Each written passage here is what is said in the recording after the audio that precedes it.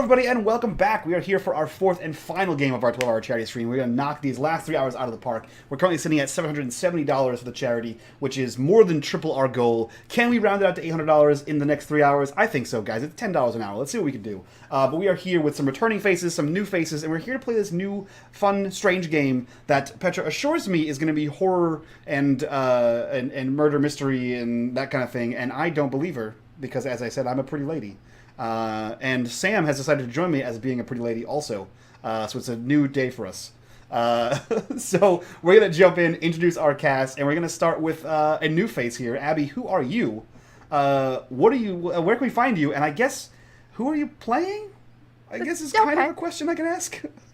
That's a fair question, yeah. I guess. Okay, so my name is Abby, Abigator. Right now on the internet, I'm not up to much. You can follow me on Twitter, which is Abigator Frenzy.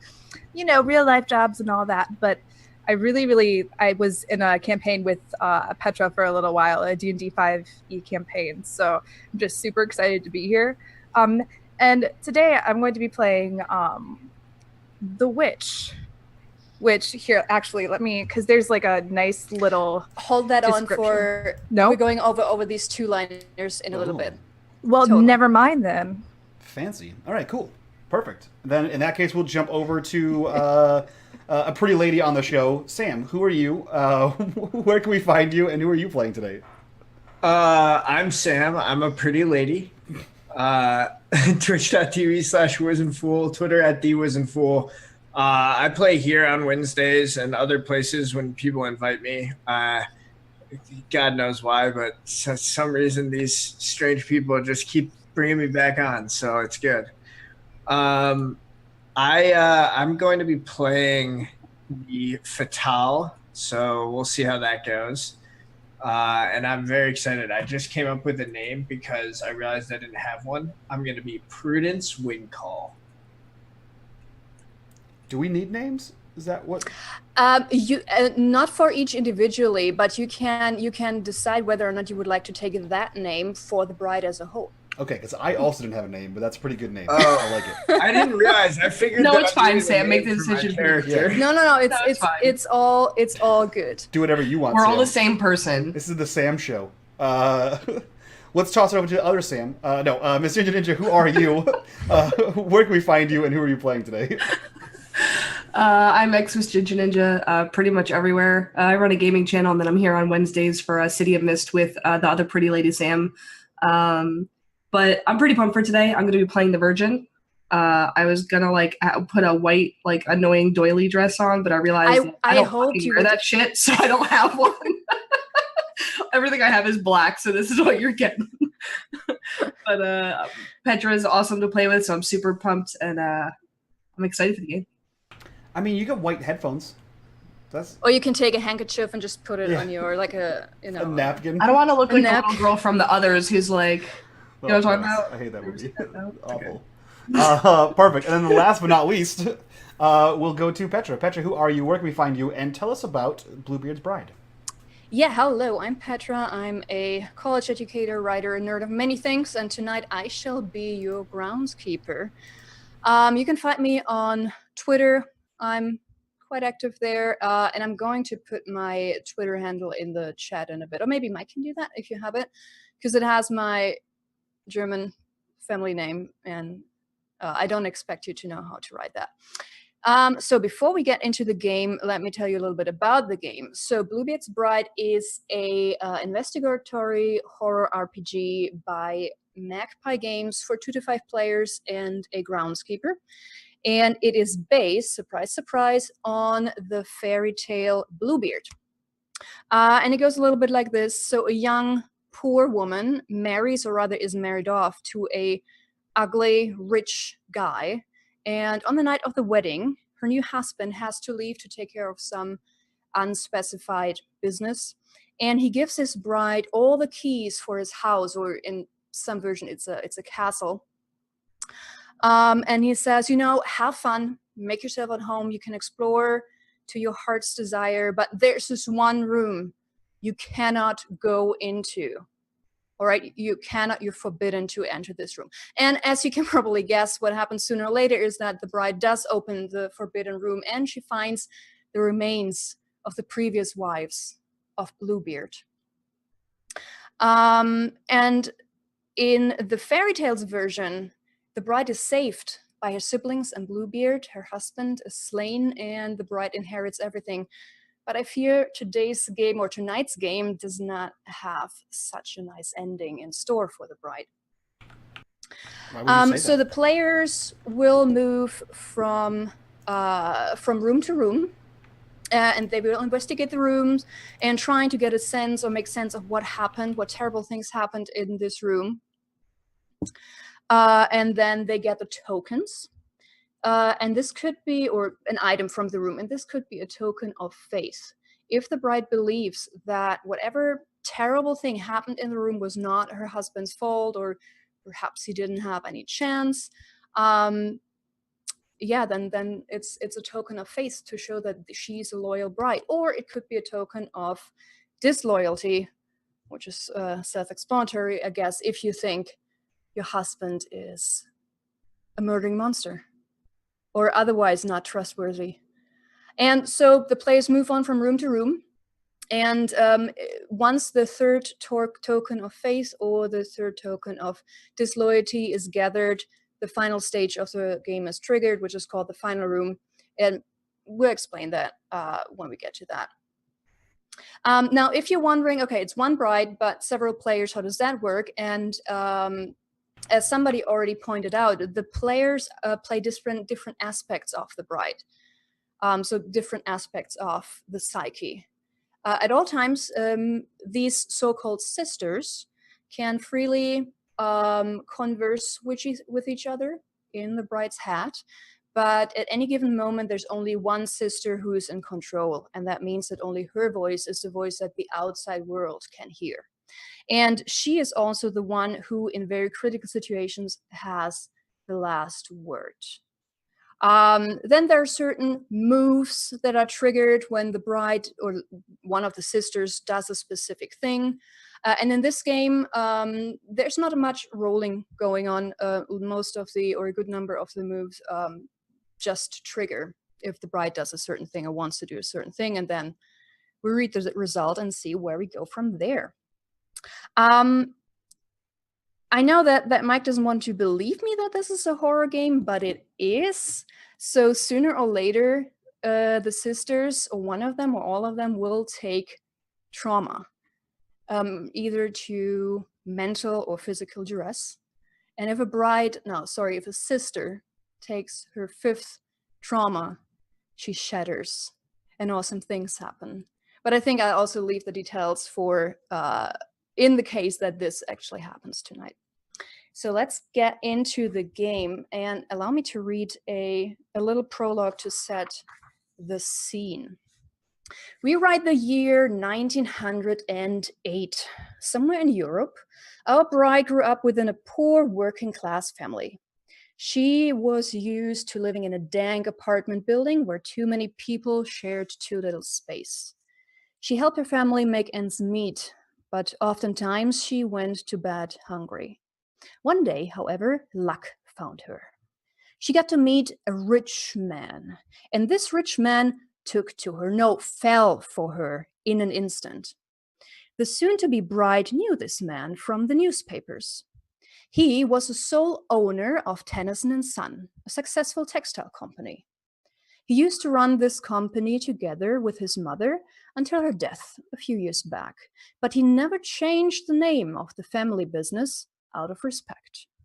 Sure, Tennyson & Son was past its golden age, and yes, this man, Robert Tennyson, was much, much older than the bride was, and perhaps not overly good-looking, and what was it with this odd behavior to dye his beard blue? But by God, it was a dream come true. At least, that is what the bride's parents thought, and their yes was spoken even before she could utter it when Robert asked for her hand in marriage. The bride had heard rumors about previous wives who either died or vanished under mysterious circumstances. But the bride's mother advised her to ignore these stories, and she said, people make up nasty lies when they see something they would like to have, but can't. And time flew by until all of a sudden the big day had arrived. The day of the wedding.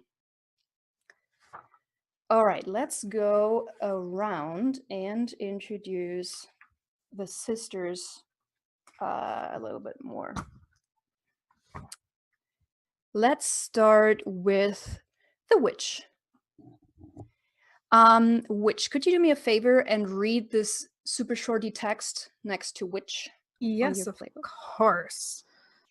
So, the witch braids magic from shadow and blood. Others desire a taste of your sin and pray for your undoing. Lovely.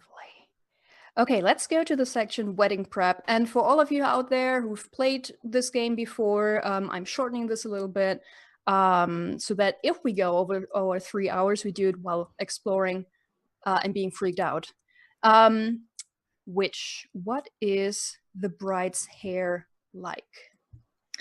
The bride's hair is thick, wiry, long, flowing, brunette, with shades of red when it hits the light right, and curly, almost an unmanageable kind of curly, long, wiry hair. And it always has a faint smell of rose water, which is her cheap way that she's always had of trying to make herself more beautiful, more alluring. So she has a slight smell of that. I like it. Then what gift did you present to your new husband before the wedding, and why did you choose this? The gift I chose was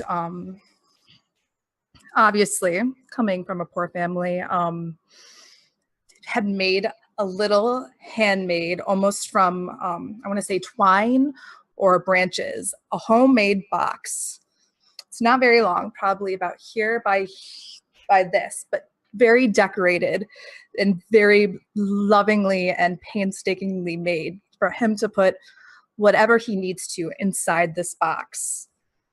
Perfect. All right. And then a very important question. Do you trust your generous husband, Robert, or do you hold unkind suspicions? And why is that? Of course I trust him. He saw me when nobody else did, and he accepted me immediately, where others either doubted or scoffed at our sometimes unusual nature. He just accepted and immediately fell for me. And I would always trust him. I'm marrying him, of course. Alrighty. Then let's move on to the section sisterly bonds. Your sisters are not nearly as important as power, but one sister is a useful tool. Explain how. No. First, tell me, who do you think is a useful tool to you from the other sisters? The Virgin. And sorry, loud car. Sorry. It's all good. Explain how the Virgin has helped your pursuit of blasphemous craft. The Virgin is very naive. She's very trusting. She's innocent. She's very easy to be persuaded to do things. She's very easy to talk to, very easy to get on her good side. I see. Let's see what the Virgin has to say to that later. Then another sister draws an evil to her. Explain what you have done to keep that evil at bay and who this sister is. Tal draws evil, and by evil, in my sister's mind, it's caused by a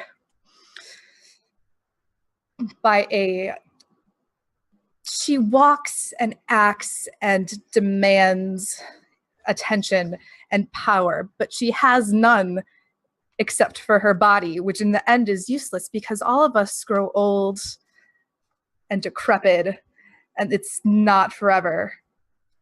So there's no real power there. Someone is very jealous. And then, which explain to me, what have you done to keep that evil at bay? Tried to lessen Vitel's confidence in said beauty.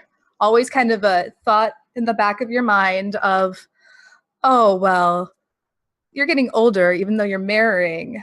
Your biological clock is almost up. I can see some wrinkles. Not sure if there's some gray hair there, but none of this is forever. And then what will you have once that's gone? I mean, for nowadays standards, you're still fairly young, but I guess for back then standards, it's about time you get married off. All right. Yeah, thank you, witch. Let's move on to Animus. That's me. So it says, you hold onto righteousness with both hands. Others admire your strength and bow to your will. Yeah, so that's the Animus. All right.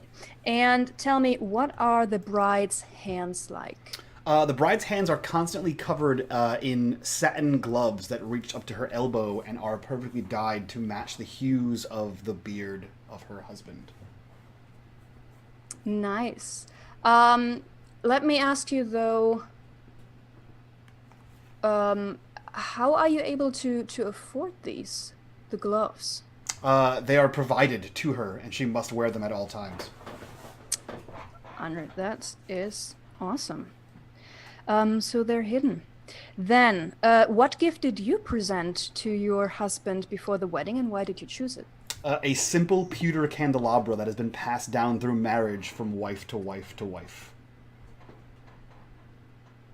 How tall is it?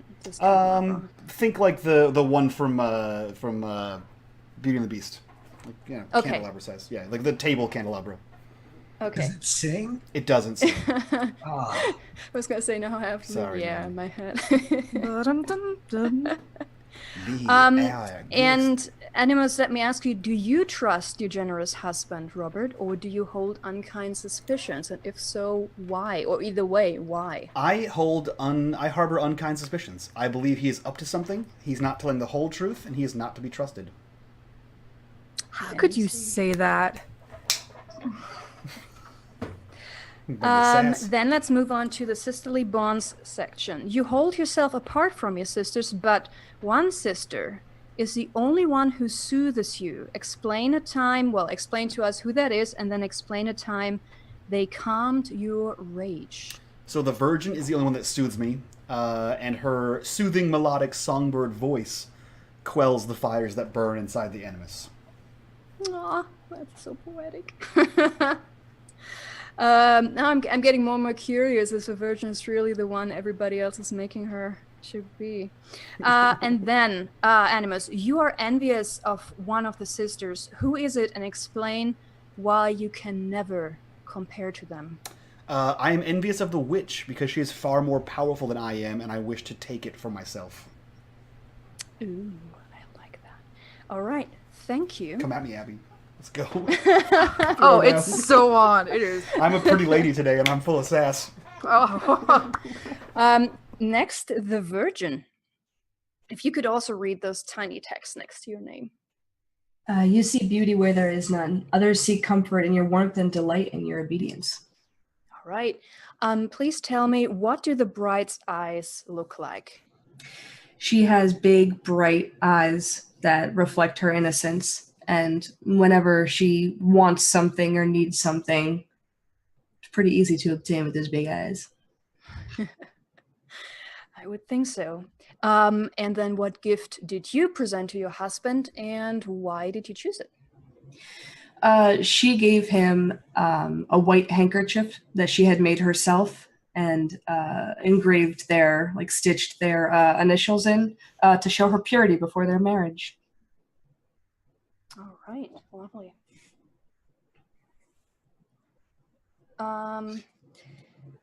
And then, do you trust your generous husband, or do you hold unkind suspicions as Animus does?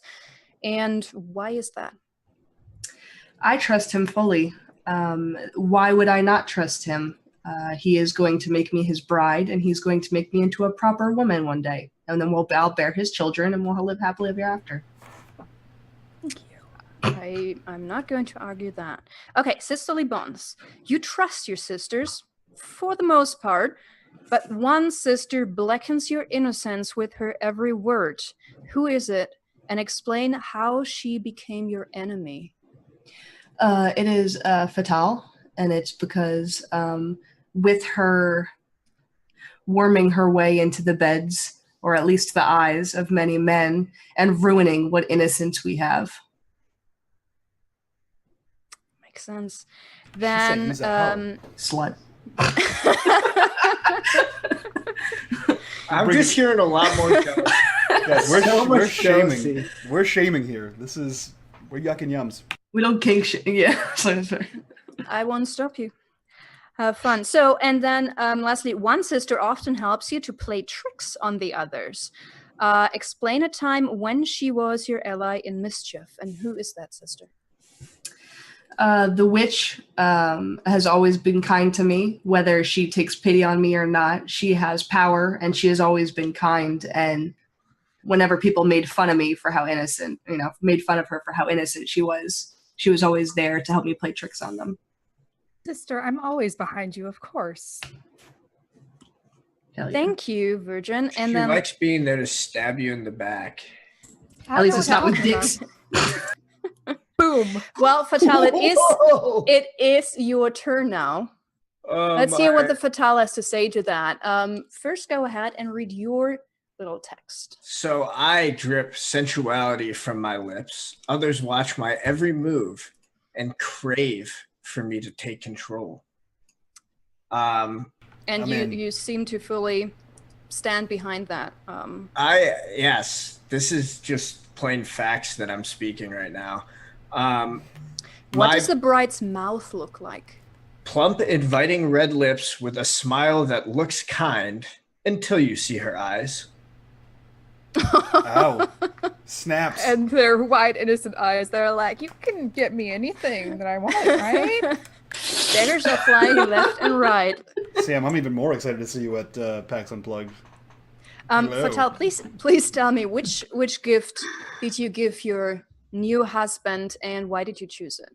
I have a packed basket filled with home-cooked food because I may be poor, but I've always been a good cook. Okay.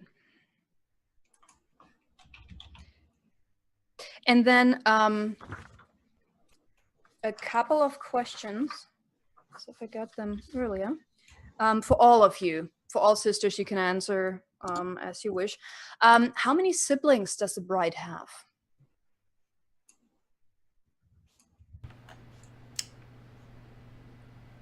4? 4, if no one complains or says she's lying, then it's do we 4. Don't I have to answer you more Sam's questions Sam's first? sisterly bonds. Hmm? The sisterly bonds for the No. This is a question for all of you. Oh, It's okay. like just The brides. something weird, for okay. all sisters. 4? There's no real answer or true or right answer to that. Just trying to add a few more Gotcha. details. 17. Well, honestly, in total, the mother might have given birth to 17, but out of that, how many survived? 9. Okay. Second question. Are you trying to get us reinforcements in case we need someone? I just picked a number that sounded big but not impossible. Yeah. Who's your favorite? And again, anybody can answer. In terms of who's the favorite sister? Yes. Or? Who's the favorite? Sorry, who's the favorite sibling from your siblings? And you're the oldest, by the way. The one closest in age, probably. Or the youngest. Okay. I would say the youngest. As the oldest, we almost had to raise the youngest as our own because mom's had 9 kids. We're poor. She doesn't have enough time. She tired. That youngest is basically our child. We raised that kid. Also, the youngest child of 9 would probably be almost as big of a age gap between like the mother and child as the 2 siblings. So. Oh yeah. Is it a he or she? Brother, sister? The youngest? How about a brother? I was about to say he. Yeah. Yeah. Yeah. What's the brother's name? Chaz. Sounds good. Short for Charlie? Chaz is a really bad name. That's the point. Chaz, I mean, it can be a nickname. It can be a loving nickname of the bride for her brother. Baby Charles, nicknamed Chaz. Yeah, yeah. But Charles or Chaz could definitely easily be your own son, age-wise. And then the last question I have, given that you come from, or the bride comes from a very poor working class family, and this man, Robert Tennyson, is from the high society, basically, of this town or city, how the hell did you two get to meet?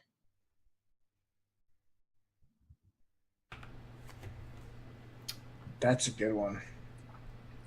How about, because we're so poor, we have to go into the city, and we have to make money somehow, whether it be fortune telling or selling little trinkets that we made. I think somehow. like Eliza Doolittle.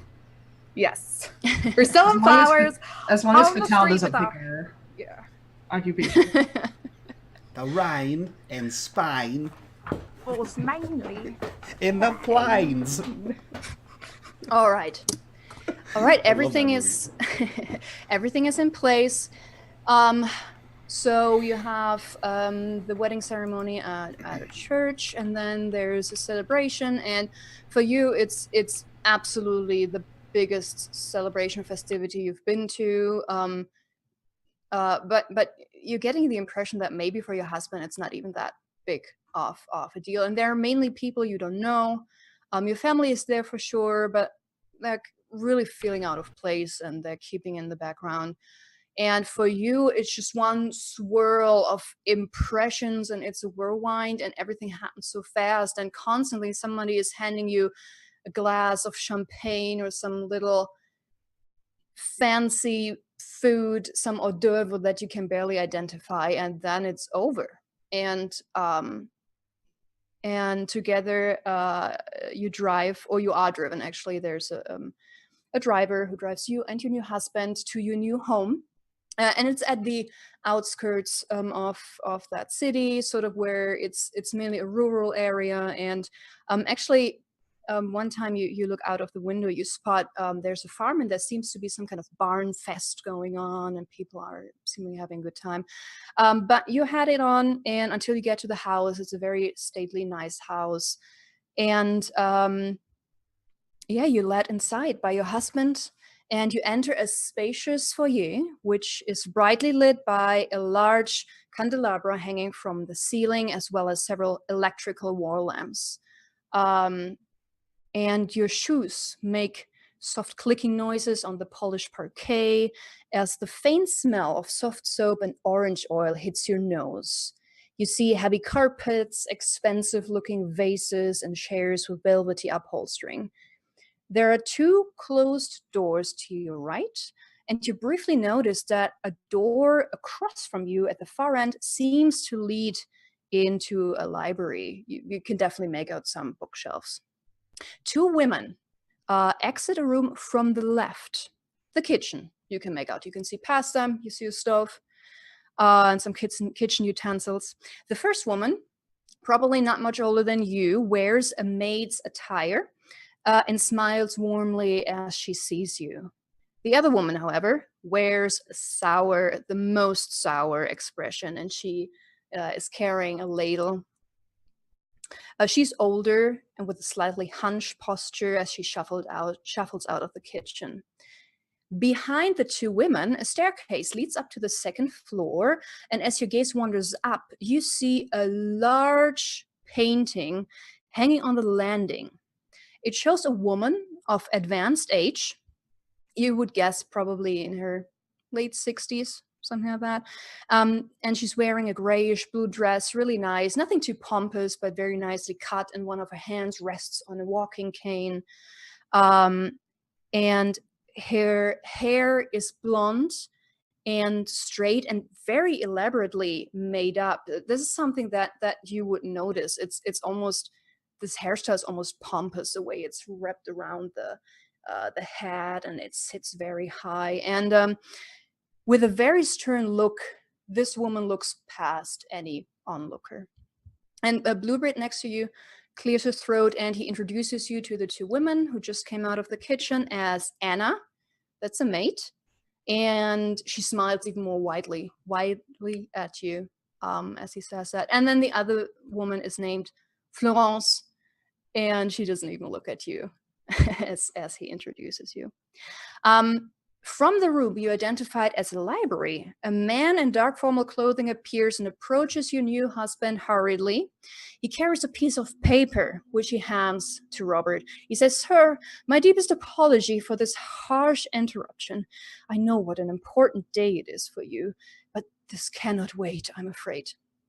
Your husband is not amused at that, but he does take a look at the letter. And while he does so, this other man, who is definitely older than you, at least 10 years you're elder, but he has a real baby face and very thin, reddish hair. And he just briefly nods at you and smiles. And you hear your husband, your brand new husband, sigh next to you, and he looks at you and he takes your hand and he says, "My love, I'm so sorry, but I fear I have to leave you. This is indeed some urgent business that cannot wait. But do not worry, I will be back in a day, maybe two." And he reaches into his jacket and he pulls out a ring with a good handful of keys and he gives it to you. And he says, "In the meantime, make yourself at home because this is your home now. So you can open all the rooms and see if you find something that you like.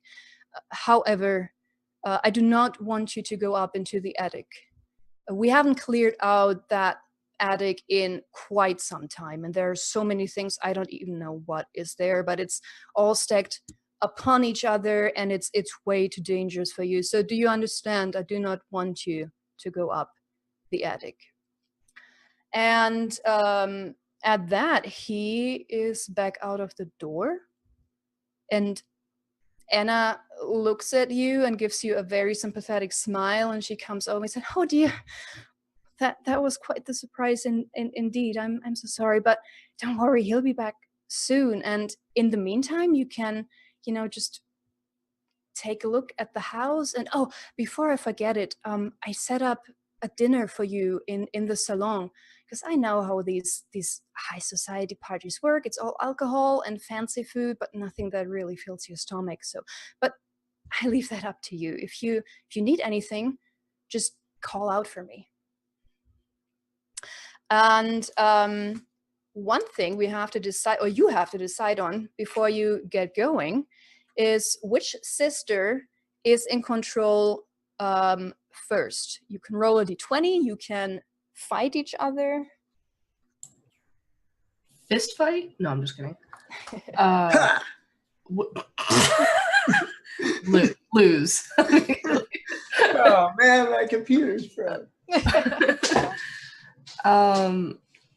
We could probably roll. It's probably the easiest way to decide. I was about to say, I don't have to roll. I think the witch is just kind of gonna lay back for now. She's surveying the situation, but not in control, and she's okay with that. Yeah, I can be the same for the animus as well. I can be in control if no one else wants to. Why don't you and I roll for it? Let's do it. High or low, Sam? Low, because I am bad at dice. There you go. You're in control. Ha! Try to keep your legs closed. Whoa! And so again, even if only one sister is in control, all of you can talk to each other freely at each moment. And unless it comes to really critical situations, you can also move freely. So unless one of the sisters really wants to fight you for it, or the sister in control. But yeah, what do you want to do? So there's dinner waiting for you in the salon, but you also have a bunch of keys in your hand. So, I said that I was suspicious of my husband because he's a man and I know men They're very rarely to be trusted. So I'm going to go wander around and try to find secrets. This bitch is like 2 seconds in. First off, that one lady that was giving me that side-eye dirty look, not the nice maid. I want to go try to dig up some dirt on her. How do you want to do that? She went back into the kitchen, by the way, along with that other man whose name you did not get, the one who brought the letter. All right. You said she was the cook, or? Yeah, that is what you think, because she went into the kitchen and she was also holding a ladle in her hand. Okay, I'm gonna try to like sneak around and see if there's a back way into the kitchen to try to like snoop on her a little bit. So the thing is, from the foyer, you can go there. So there are the 2 closed rooms on the right. You can go in straight ahead into the library. And then the kitchen is right next to that. So it's basically from where you're standing, kitchen on the left, library. And these are 2 open rooms, so you can just waltz in, and then 2 closed rooms on the right. And again, the other sisters, if you'd rather do something else, let it be known. I was about to say, I'm very, very good with this idea. I want to look around. Yeah, let's go into kitchen and see if we overhear anyone shit talking us, because Xmas Ginger Ninja is bullying me in chat, and I want to make sure no one else is bullying me behind my back. Okay, so you enter fired. the kitchen from just the main entrance. Yeah, as you get inside, the woman, who indeed seems to be the cook, because she is standing at the stove, and she has a pot in her hand, and she's scraping the remains of what looks like a stew. It smells really, really good, by the way, into like a smaller pot, or like the leftovers. And the other man you do not see. There is, however, from the room there is another way out. It's an open door. And as you walk in, sort of the cook looks at you, goes back to scraping, and then after a moment says, "Yes, what can I do for you, Mrs. Tennyson?"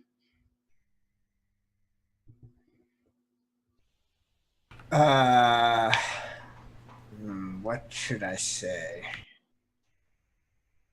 So I think she walks up and kind of like smells the stew that's cooking, like kind of like wafts it. Mm-hmm. And she looks around and says, well, I was told that there was going to be something for dinner. Is this what we're having in the salon? No, this is just where we eat. Your food is, and I believe Anna told you that, is set up in the salon. It is waiting for you there. This portion here is for us. Yeah, so she kind of nods and says, what was your name again? I know you said that the maid is Anna. What was your name? And she sighs and goes, Florence. Florence, I really think we could get along. I think we can be friends, but it doesn't seem like you want to be friends. And for the first time, she actually looks at you. I mean, she has a slightly hunched posture, so it's more like this, looking up at you. And she says, listen, Mrs. Tennyson, I am the cook. I will cook whatever you wish, and I will make sure that you will like it. And if you don't like it, I will cook something else. And if you don't like that either, I will cook even something else after that. I'm here to be the cook. not to be a friend. Oh, good. Well, that's great. I just wanted to make sure if you didn't want to be friends that you understood that you work in my house now. This is why I said that I will cook for you whatever it is. Of course. I just wanted to make sure. Silly me. I just wanted to make sure we had an understanding. Yeah, as you say that, her perpetual sour expression doesn't change one bit. Like, she is used to apparently to that kind of tone. Yeah, so I'm just gonna end the conversation like that in just incredibly dismissive fashion where I just essentially turn away from her. And I want to go into that back room that you said there's like another door or something. Yeah. So Anna pointed at, when she said, hey, I said I will prepare dinner for you in the salon. She pointed at, when you came in, it was the first door on the right. So basically the door that's closest to the main entrance of the house. So you have the keys in your hand and you walk over to that door. Yep. I'll open it up. How? Is there a key? There is a key, but you didn't ask which one opens it. But you just try it. Honestly, it's just 5-6 keys. So it won't take you long to figure it out. And please, Fatal, explain to me, or describe to me, not explain to me, describe to me, what does that key look like that finally opens the door to the salon? I think on this side of the door, the lock looks kind of beat up because it's in the kitchen. It's kind of like blackened from being in the area with. It's not in the kitchen. It's on the other side. The kitchen is on one side of the foyer, and the salon is on the other side. Oh, I totally misunderstood. Okay, yeah. So I think then it's like probably like fancy brass door handle and a matching key. I think the door handle is still a little bit more weathered than the key. Maybe it's got like a little bit of like the green patina that forms over brass, but the key is still nice and shiny. Mm-hmm. Anything special to the design? No, I think it just like looks like very much like one of those sort of old turn of the century keys. I think the head of it has kind of like a flower type pattern, reminiscent of something like that, but nothing like terribly fancy. Yeah, sounds good. All right, so you open the door and you step inside. So you enter a room, the walls of which are covered in with a cream colored wallpaper, sporting a lavish floral design. And you actually notice, because you just looked at the key, that the floral design of the wallpaper is pretty much the same as the key. Although you can't say which one was modeled after the other. Either way, it's a spacious square room. A seating arrangement immediately draws your attention as it is situated in the middle of the room. So you see a heavy oval table and 2 armchairs placed left and right to the table. On the table is a chess set. Right behind that table is a small bust, so placed on a very low column so that whoever sits in the armchairs can look at the bust. Behind all of that, you see a grand piano. And to the right, so in the bottom right of the corner, and closest to you, is a table. And on the table is a tray and a covered plate and a basket with some slices of bread and a glass of water and silverware. And along the walls, you see some paintings which to you are quite expensive looking. So you step inside and the door closes behind you.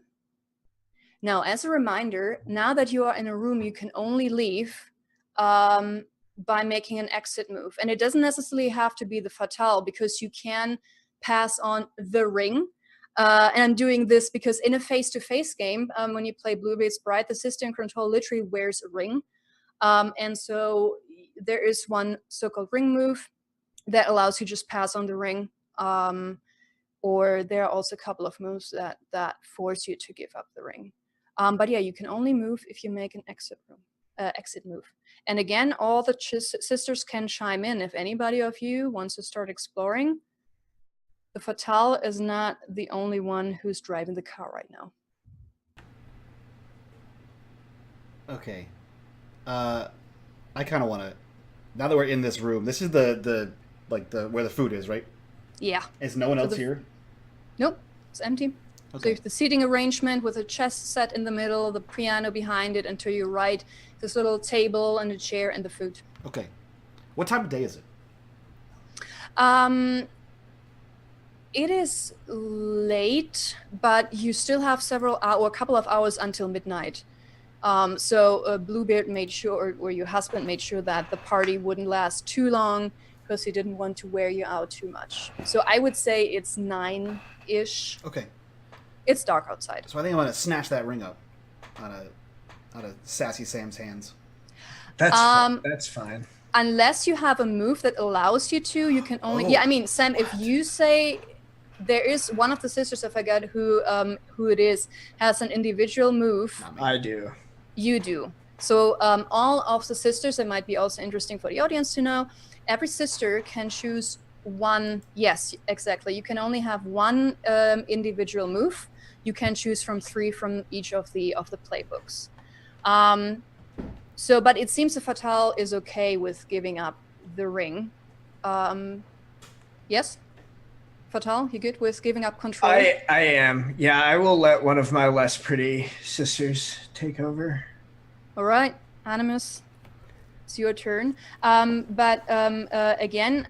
any sister, even if you're not in control, you have access to the maiden moves if you want to investigate anything. But anyway, Animus, what do you like to do? So this sennel, as it were, is too fancy. I'm not accustomed to this level of fanciness. It is fancy. This is not a typical dining room table. This is strange. Eating a meal this late is strange. The accoutrement of the room is also strange. So I'm going to investigate a mysterious object. And like the fact that there's a chessboard, a piano, this isn't the right place to be eating a dinner time meal. So she's going to wander around and take a look at these items. The chessboard, the piano, the tray of food, and see what kind of food it is. Like, she's probably more accustomed to what the cook was eating than whatever the hell this is. So you go to the food first? I think I'm going to go to the chess set first. Okay, so you walk into the middle of the room and you take a look at the chessboard. The chessboard is more of a wooden box. Like, it's very massive, and it's 2 inches high, and all the pieces are in order on each of their sides. However, there's only a white queen and a black king, and their respective spouses are missing. And the second thing you notice as you sort of look down, in the very middle of the chessboard, there's a little hole. And if you were to look a little bit closer, you see like a tiny, tiny metal coil inside the hole. Like a clockwork mechanism? You don't know. Okay. Does it look like the box opens, or does it look like it's latched shut somehow? It is latched. There must be a way to open it. You see sort of screws on the side, but it's not meant to be open because otherwise, like, there's no little. There's probably a mechanism to get into whatever is inside from the side, but you can't open the whole thing because otherwise all the chess pieces would fall off. But are you sort of inspecting the thing sort of a little bit more? Yeah. Okay. Then you would notice that, and you didn't see it when you came in because it was hidden from where you were standing initially. There is another chess piece, or at least initially, it looks like a chess piece. On the board or somewhere else? It's next to the chessboard, but it's basically since it is so high, it was hidden from your view when you came in. Okay. Yeah, I should take a look at that and see what piece this is. Because you said there was the white queen and the black king. Yeah. Or did I reverse that? What is this next piece? So the black queen and the white knight are missing. That's right. But the moment you pick it up, you're thinking, no, this can't be. This isn't a chess piece. I mean, it looks like it's made from the same kind of wood and it's kind of the same style, but this is made of a dark red wood, and it shows a stylized woman, or the body of a woman. Like you have a slight hourglass shape, and the hair is carved, long hair is carved into it. And she has her arms sort of in front of her stomach. And then there's something else that's odd to it. From the bottom of this little piece, there's a tiny metal pin sticking out, and it has several tiny cutouts, like tiny rectangular cutouts. Okay. Does it look like it would fit in the hole? Yeah. Yeah. So she puts it in and turns it one way and turns it the other way and sees which way has more like give on it. So as soon as you push it in, because there's a little coil, has a little bit of pressure, and you turn it, it seemed like you just turn it one way counterclockwise, and you immediately heard a slightly a quite click, some kind of mechanism, and then you immediately hear a wind up sound, the sound of something being wound up inside. How far do you turn this stylized woman? Does anything happen when the wind up? Like I'll wait a few seconds to see if anything happens. Just the noise.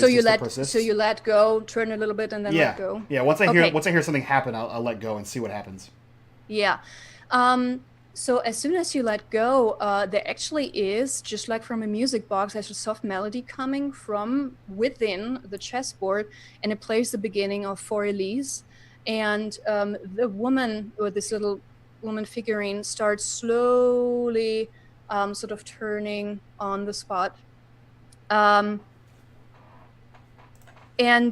one of the pawns on each side begin to move as if led by invisible hands, but you didn't turn the woman key too far, so they stop. Everything comes to a stop after 4 or 5 seconds. Can I remove one of the pawns, or are they stuck to the box?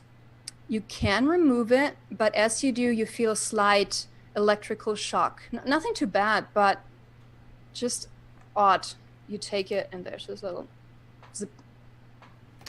So we'll go like inside the sister. We'll go inside the bride's head, and the rest of you would all hear like I want to know what's inside this.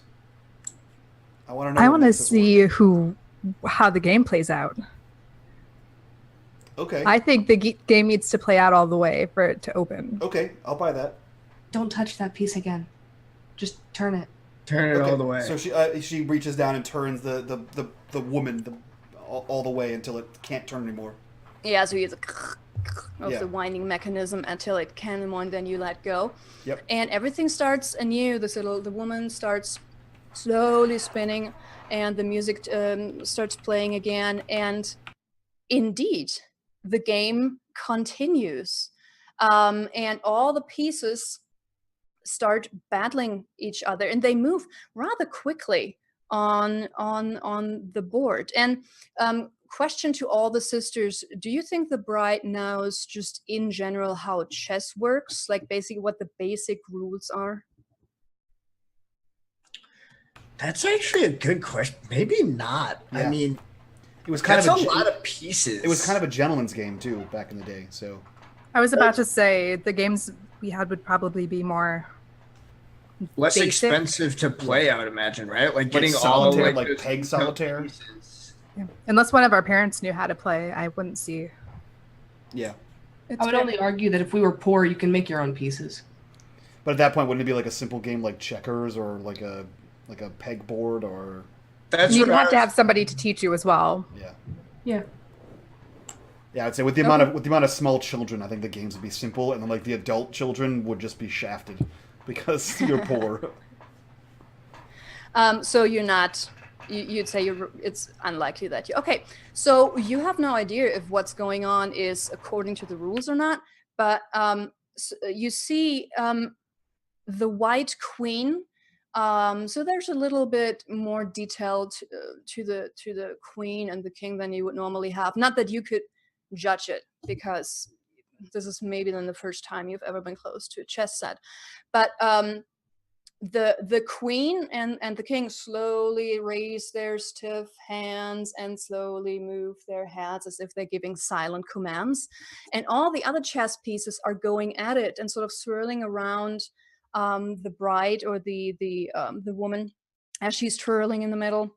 And everything becomes faster and faster, and you see chess pieces falling over and rolling off the board, and the music begins to pick up, and the woman begins to rotate a little bit faster, and as she, almost as if she's watching what's going on, and you see her hands or arms going up like this.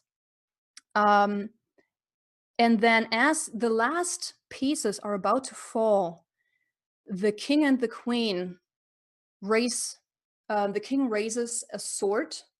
Like, again, it's a very stiff movement, looks a little bit funny. Raises a sword, and the queen just raises her hands or her arms, and both of these chess pieces move towards the center. What do they do? The witch is watching this very intently all the time, kind of keeping track how the pieces of the king versus the queen play against each other, silently wondering how Bluebeard thinks this is going to play out. And she thinks she knows, but she doubts if it's how it's really. All right, as you watch on, you see as the white queen and the black king start to battle each other.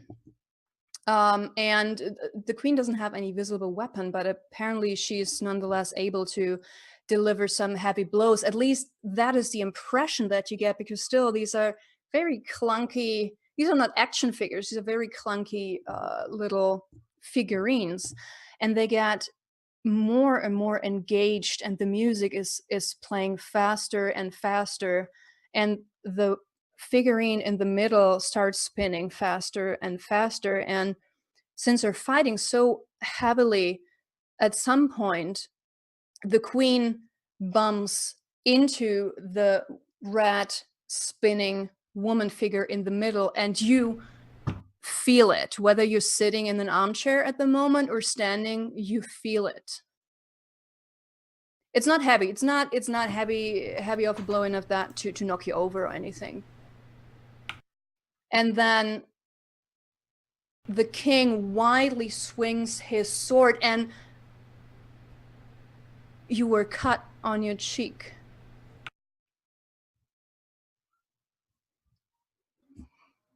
Did they stop moving after that? No, the king and the queen, they continuously fight each other, and every now and then they hit the figurine in the middle. So I'm going to use my face. Since I'm the mistress, I'm really the one in control. I'm going to mark a trauma and take the ring away from the animus. Okay. All right, so please keep track, everybody, of your the amounts of trauma that you take. Yeah, 1 of 5. Yeah, so I'm going to take control, and I just want to knock all the pieces off the board. Do you do that with your hands? Yes.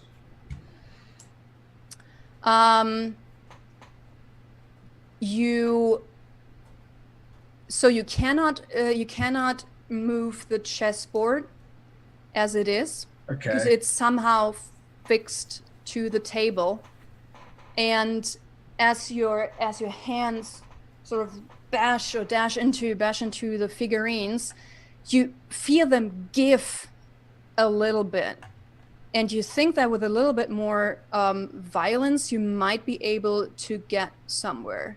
However, in the meantime, as you sort of, took control and just get ready, trying to just topple everything over, the king and the queen stopped fighting each other and started to attack the figurine in the middle instead. and you see the queen reaching out, just, one stiff hand towards this woman figure, toward her hair. And as she moves her arm down, you feel as if someone just ripped a small strand of your hair straight out from your scalp. And the queen comes closer towards you. He's facing you, and he raises his arms, and he comes closer to this little figurine. And soon enough, you feel the fingertips on your own neck. So I want to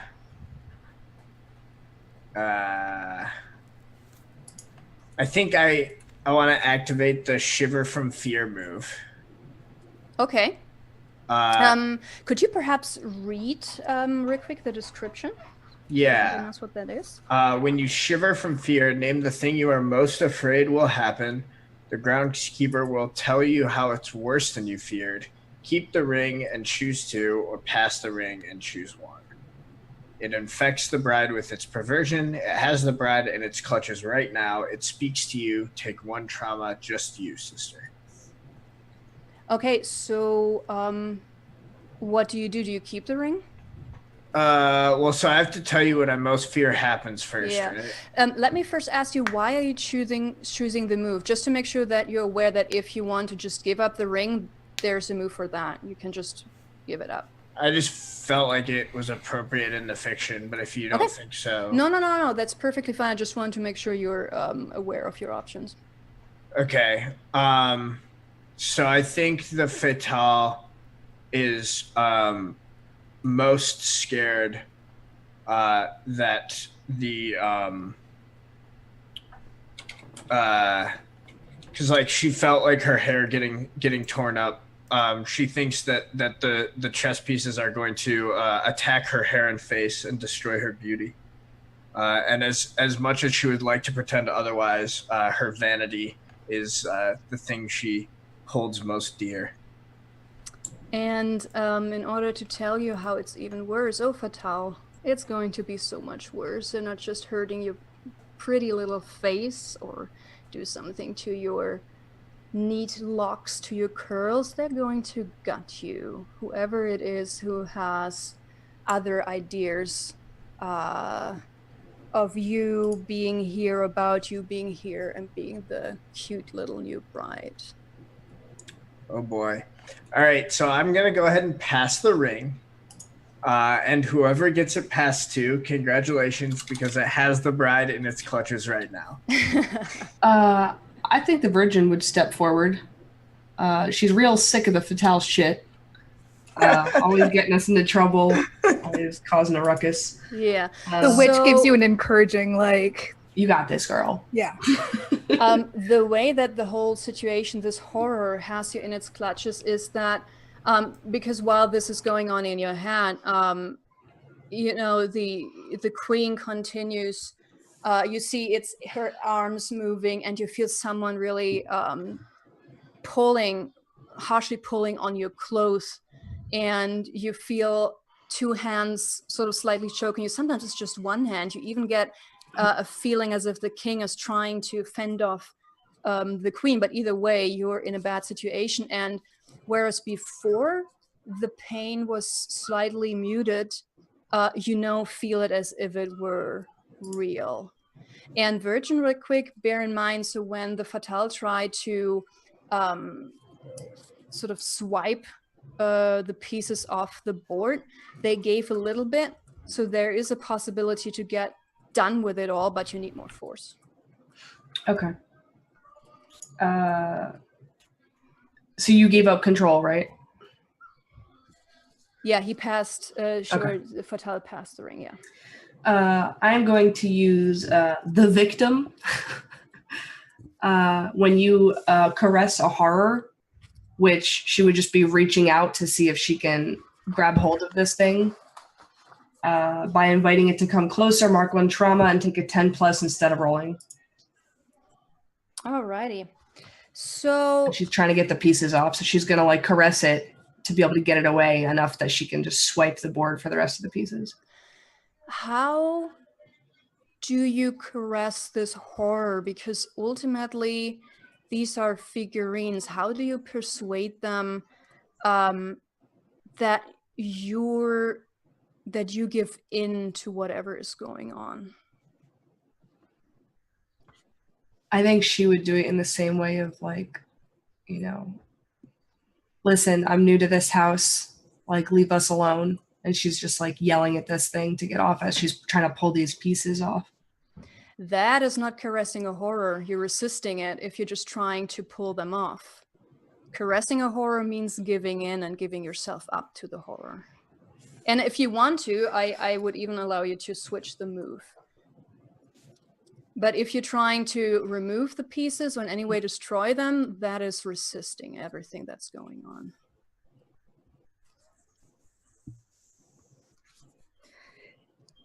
And just in case you guys don't remember, there is a bust standing right next to the table. Or there are also chairs. There's a chair in the room. There's a what standing next to the table? A bust. It's like, it's not very, it's like this. Can she just take that and go to town on these pieces? Yeah, it would change your move to dirty yourself with violence. And you would, I mean, the good thing is that you would not take a trauma. Yeah. Probably for the best. Could you do me a favor and read the description for that move, please? 1 moment. Trying to find it.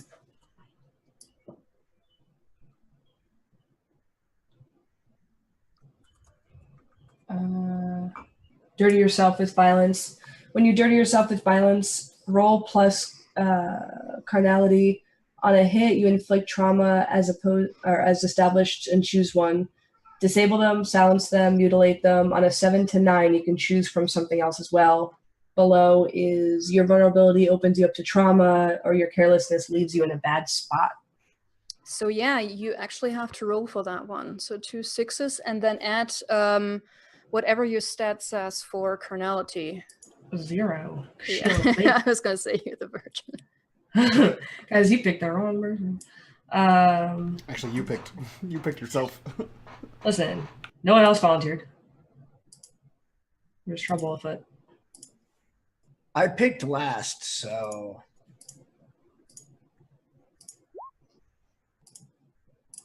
Yeah, it's a mild success. So you describe what you do with this bust. It's not too heavy. We disable them to be able to get away. We're gonna run. We're fight or flight. We're flying. But what do you do with the bust? You have the bust in your hand, and again, reminder: all the while the war behind your back is continuing. The growing pain, and she's gonna smash the chess table. All right, you do, and all the 3 remaining pieces come flying off, and you actually cause a visible crack to this little red piece in the middle as it was fixed with this pin, and it, the force sort of damaged it a little bit. And the thing is, as in the moment, as you have the bust crashing down on these chest pieces, you hear an audible crunch, like bone breaking. And then right after, and all of you can feel that, all sisters can feel that, you feel an intense rush of satisfying success. You feel very, very good about yourself right now. Even after hearing this rather sickening, crunchy noise of breaking bone. I think the virgin is just like kind of like shaking a little because she's not normally violent. And she just kind of steps back from the board and puts her hand on one of the chairs at the table and is just taking it all in. So you said she's shaking. Would you say she's shivering? Then that would trigger the shiver from fear move for you as well. Shit. But I mean, here's the thing: there's no horror activated, so technically, there's nothing that could do As you're something. sipping your tea, like.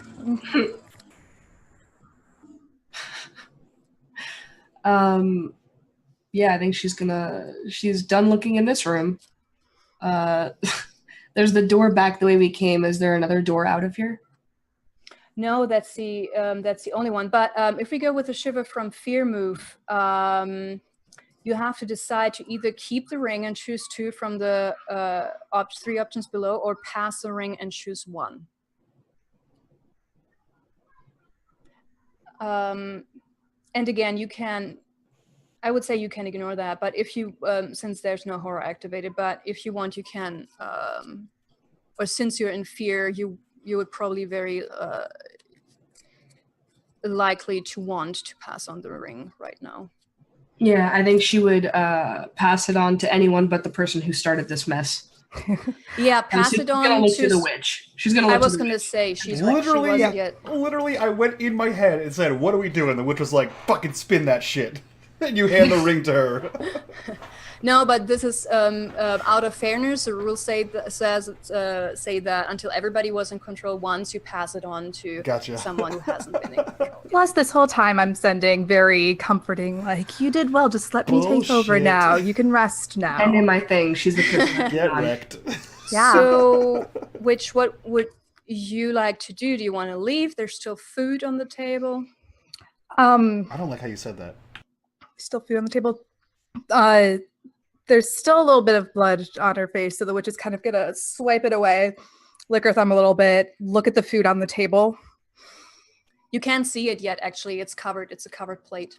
Oh, I kind of go up, mosey on up to the table, very relaxed, and open up the dish and see what kind of food is prepared. It is indeed the stew that you saw earlier in the kitchen, the one that smells so good. And it's and you get the feeling that they prepared that on purpose because it's a very traditional meal. It's going to be very hearty. Although you smell, there are a few spices that you can smell that you can't really categorize, but you see some meaty pieces in there and something that looked like a root vegetable, and yeah, looks very good. Narrow my eyes and look at the stew because it's very interesting. Florence said that she was preparing the meal for just the servants, and it's the same dish, but okay. Now, correct me if I'm wrong, but there was the chess table, the bust, several pictures, and the food, and that was it? Yeah, that was. Well, there's a grand piano at the far wall behind the whole chess thing. Okay. I'd like to go to another room. Is there room or an exit by the grand piano? No, there's only the one door, the one that you came in from. And remember, if you want to leave, you will have to make an exit move. Oh, yeah, I forgot about that. Hey. Excuse me? So basically, the 2 exit moves, they either allow you to, or the first either allows you to escape without proposing a truth, as in without saying what you think happened in this room in the past, but it'll cost you. Okay.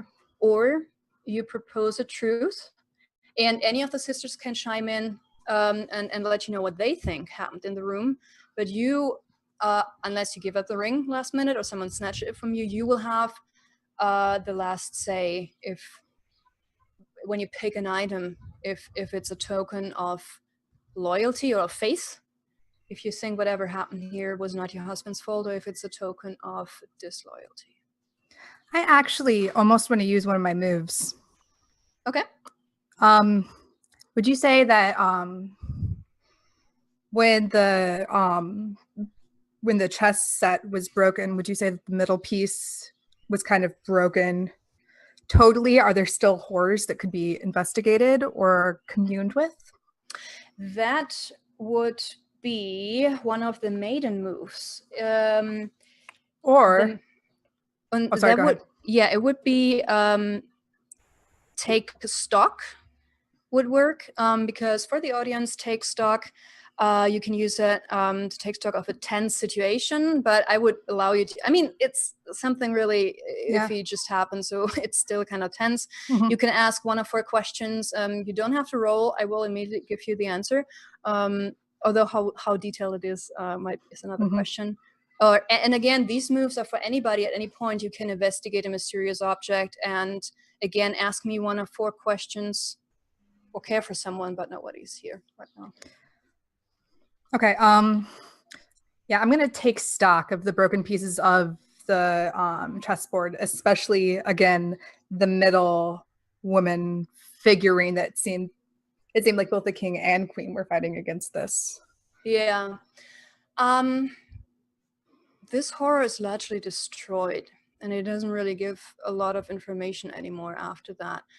But you do have, since you used, well, you don't know why, but you used the bust on it, and there's this very, very brief vision of being very high up and looking down onto a figure on the floor. You can't really see or make out exactly who it is. It seems to be a slender figure.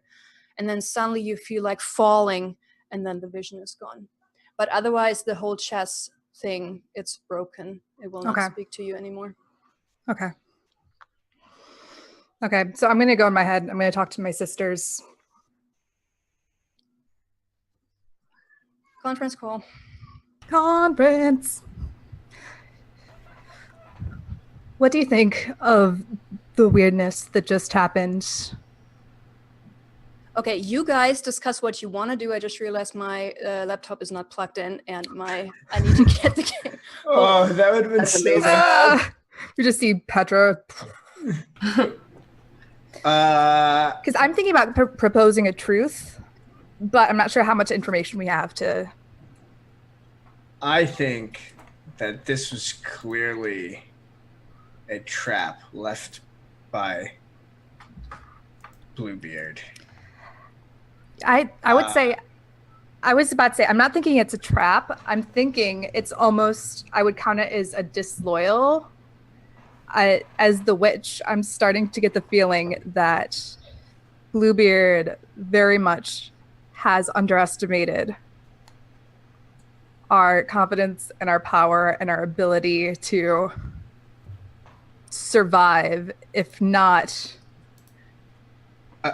protect ourselves if necessary. I will say, as somebody who started out distrustful, this freaky, horrifying magic thing definitely makes me even more suspicious and feels like it's proving my suspicions. So I would agree with token of disloyalty. But magic isn't horrible all the time. The version is that this was all just a horrible misunderstanding, and maybe there's someone in the house that wants to kill her.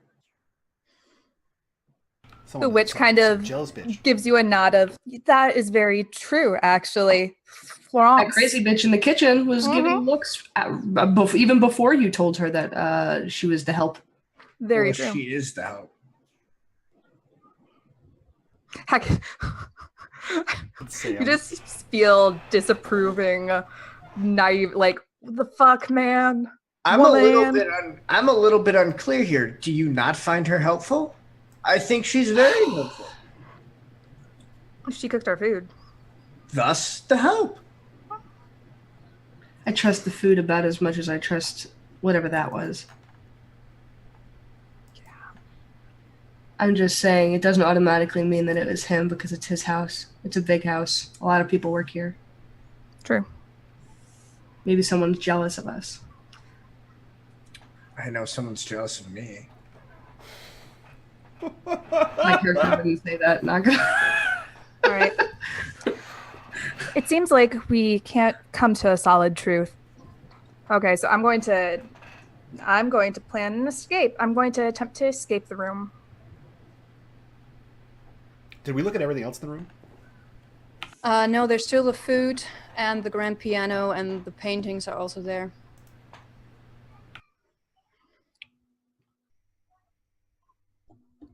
Unless you guys want to explore the room a little bit further, but there are other rooms. This is the one that we've been led to purposefully.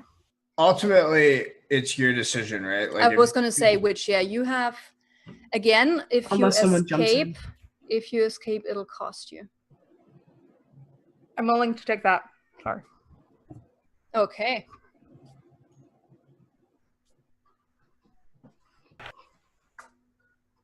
Bless you.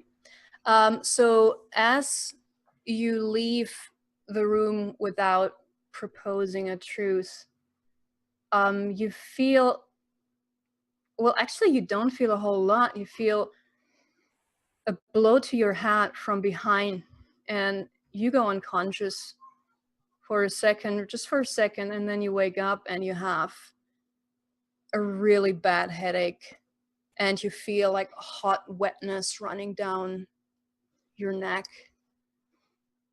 I'm guessing it's blood. No, there's nothing there. But the pain consists and lingers. And you will not be able to shake this headache for the rest of the night. Okay. A little bit unnerved, but still persistent. Let's go and explore another room. So as a reminder, there is one more closed room in the foyer, and if you come out, it's sort of to your right, just a little bit further down that wall. Okay. If you want to go there, obviously you could also go up the stairs. I was about to say, I'm going to go up the stairs. There was the feeling of falling from the bust. I want to see if there's a point upstairs that feels familiar as the point of the fall, or if there's a perspective that seems familiar from that brief flash. Yeah. So you go upstairs, and as you do so, you walk past this really big painting of this elderly woman. And I would say you know enough of this family to have a good feeling that this must be the mother, or the late mother of your husband, so your late mother-in-law. I kind of nod my head in acknowledgement of the picture as I kind of make my way upstairs. Okay, as you get upstairs, you come to a hallway. It's not that long. It doesn't go on for hours on end. You have 2 doors on each side.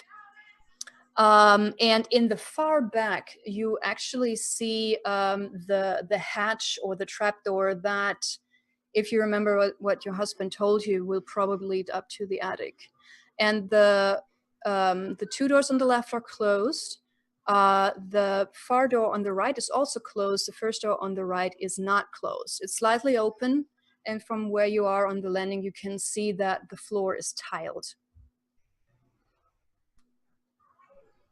I'm going to go in the open door. It's a bathroom. It's a nice bathroom.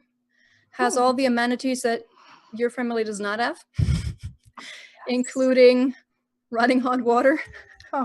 And indoor plumbing. Indoor plumbing is fantastic.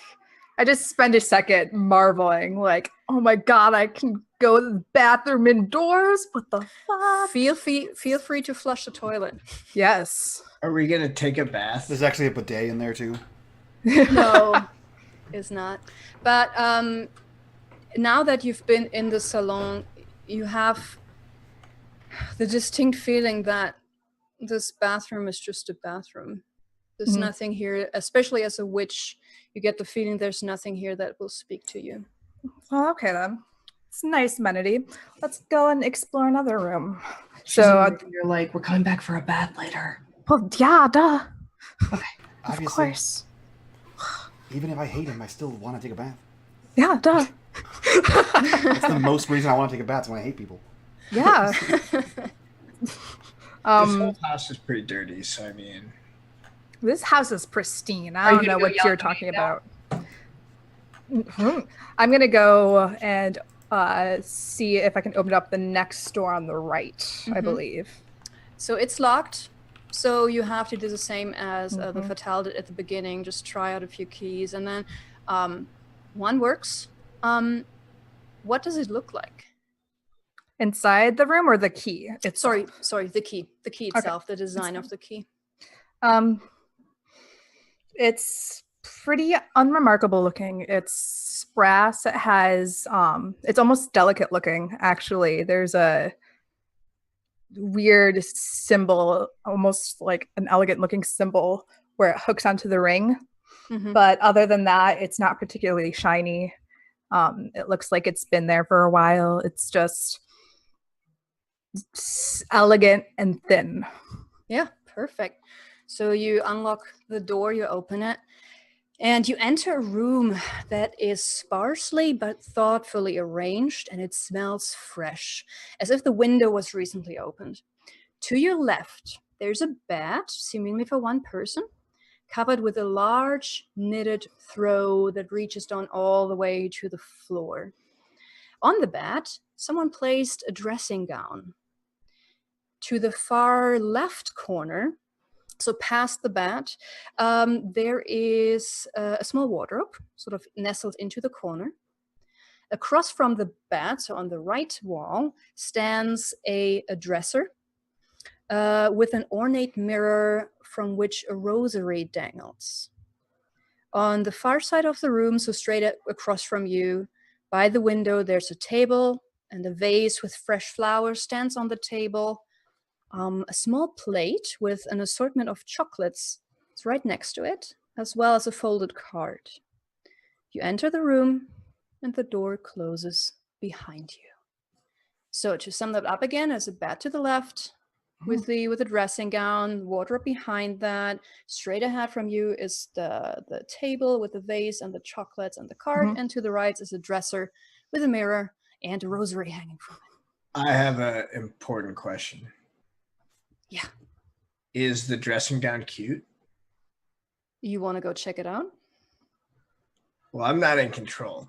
Does it Well, seem cute? you can you can do that. Here's the thing, like even if someone is in control, you can say if it's just for something quote unquote unimportant as using a maid's move to investigate something, you can totally do that. You don't have to wait for the witches, in this case, a witch's permission. Cool. I'll investigate this. I'm guessing this is a mysterious object.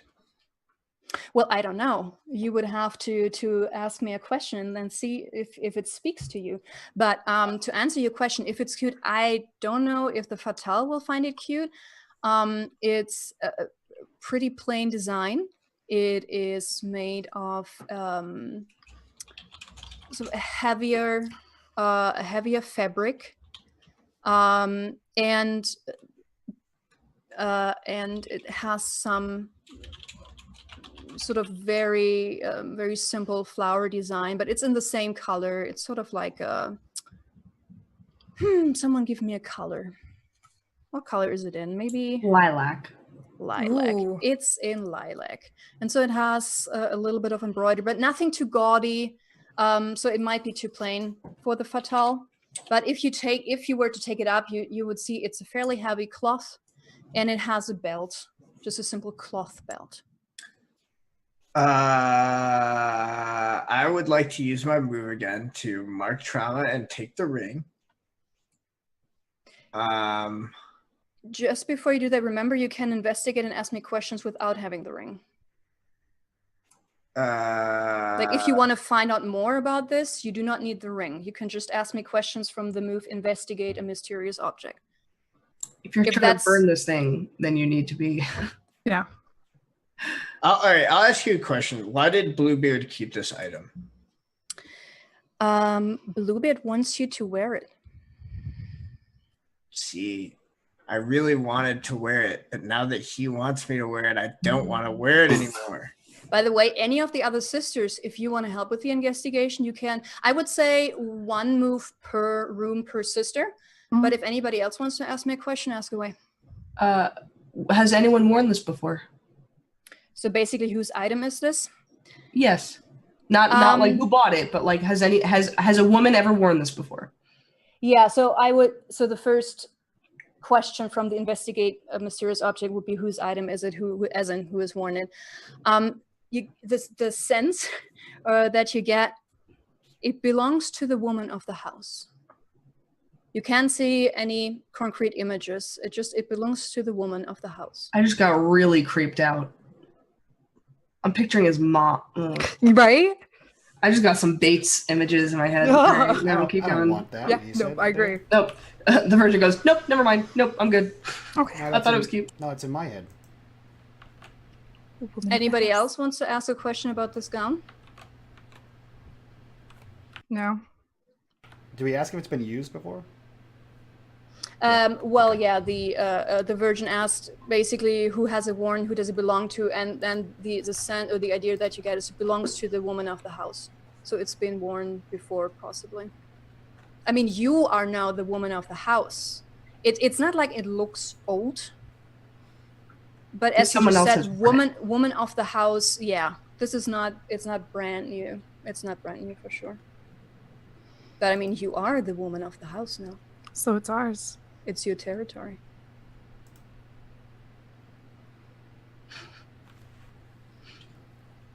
Okay,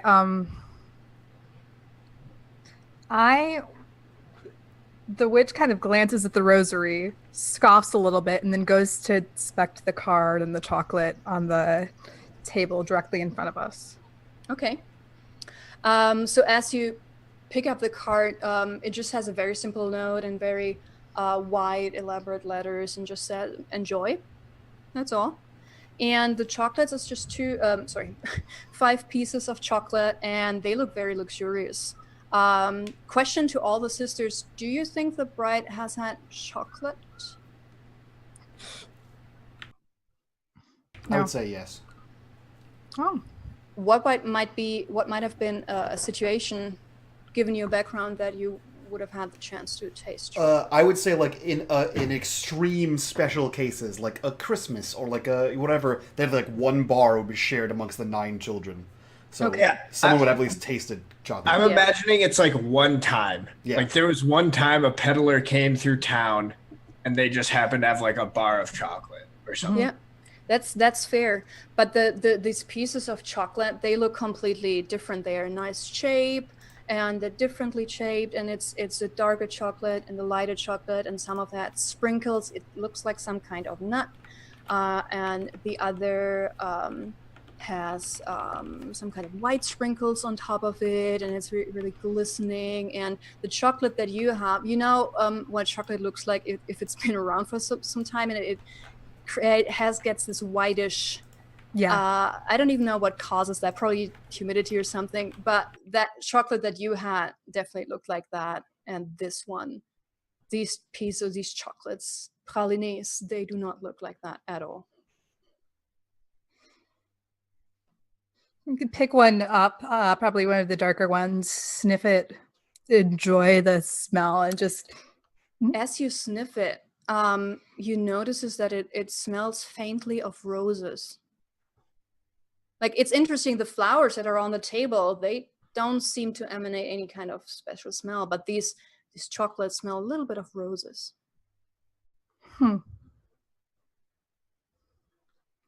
Interesting. Just want to take a small little bite out of the corner and then set it down. It tastes really good. So the chocolate you had, it was just sweet, but I mean, you would know that, but there wasn't really a whole lot of cocoa in it. So it was mainly sweet. But this is a very rich taste of the cocoa bean, and it's slightly sweet, and it has a slightly nutty flavor to it. And you took a nibble. You wait a minute. It's good. I kind of nod my head and then go to explore. Let's see. There's the mirror, the rosary. Actually, yeah, I want to explore that. I'm interested why Bluebeard has this rosary. It seemed, at least in the time that we met, he wasn't a particularly religious guy. Before you go to the rosary, so you took the nibble and you swallowed that little nibble, right? Yeah. Okay. At this point, you start feeling a little bit of a tummy ache, just a little bit. But I mean, you've had way more alcohol than you used to tonight, and you had weird food. You don't even know what that was. So. Okay. I'm a little bit on guard, but mostly just kind of knock it off to I haven't had food this elegant ever. And it's been a lot of new experiences eating. Mm-hmm. So yeah, I'm going to go. Oh, go ahead. Yeah. So the rosary is pretty simple, really plain in design. It's made of wood. It's like a very light wood. And the cross itself is also made of wood. There's slightly, there's so a top layer of metal, and then Jesus himself is also made of metal. It's very light if you pick it up,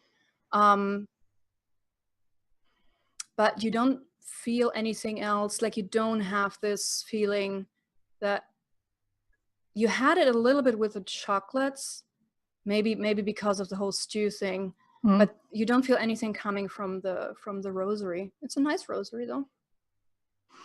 I'm kind of shrug, put it back. Anything with the mirror that seems odd, out of place? The mirror itself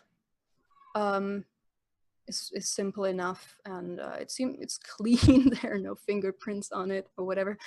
But as you look into it, you have the bed behind you,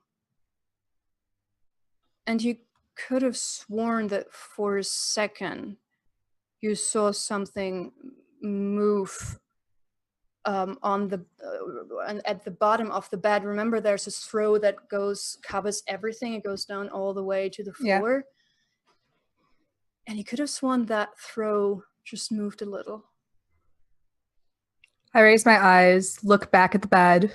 As you look back, those stomach ache turns into really, really bad cramps. And you actually realize this isn't coming from your stomach, sister. Damn it. And you feel this excruciating pain. And a few seconds later, you feel something hot and warm run down your legs. And it quickly starts to stain your lovely dress. Damn it, I'm going to have to wear the nightgown now. Immediately, as soon as the cramps start, I'm sure, as most women here know, you all of a sudden are like, damn it. Where's the time? Of exactly. Course. Absolutely. Every time. Right. But every time. You know that it's not something is wrong. Natural. This yeah. is, and actually, as you think what you want to do, you have this woman's voice in your head that it's really the sharp voice, and it asks you, what have you done? What have you done? Not only have you brought shame onto this family, but you have burdened yourself with unspeakable sin. And the cramps get even worse. There's a moment of understanding where the witch feels as if she's not experiencing her own pain and her own shame, but it's more echoes from somebody else. It's what she suspects, because from general knowledge of the village and schoolgirls, it seems almost as if this is some kind of miscarriage or some kind of trauma of birth, or if you're pregnant. So kind of lift up the legs, see if there's any physical blood there, because with the head wound, there wasn't. Now there is. There is. And it's dripping onto the carpet. Okay. And you keep hearing this sharp woman's voice. You're so sinful. What are you going to do about it? Okay. I'm going to, there's a bath, correct?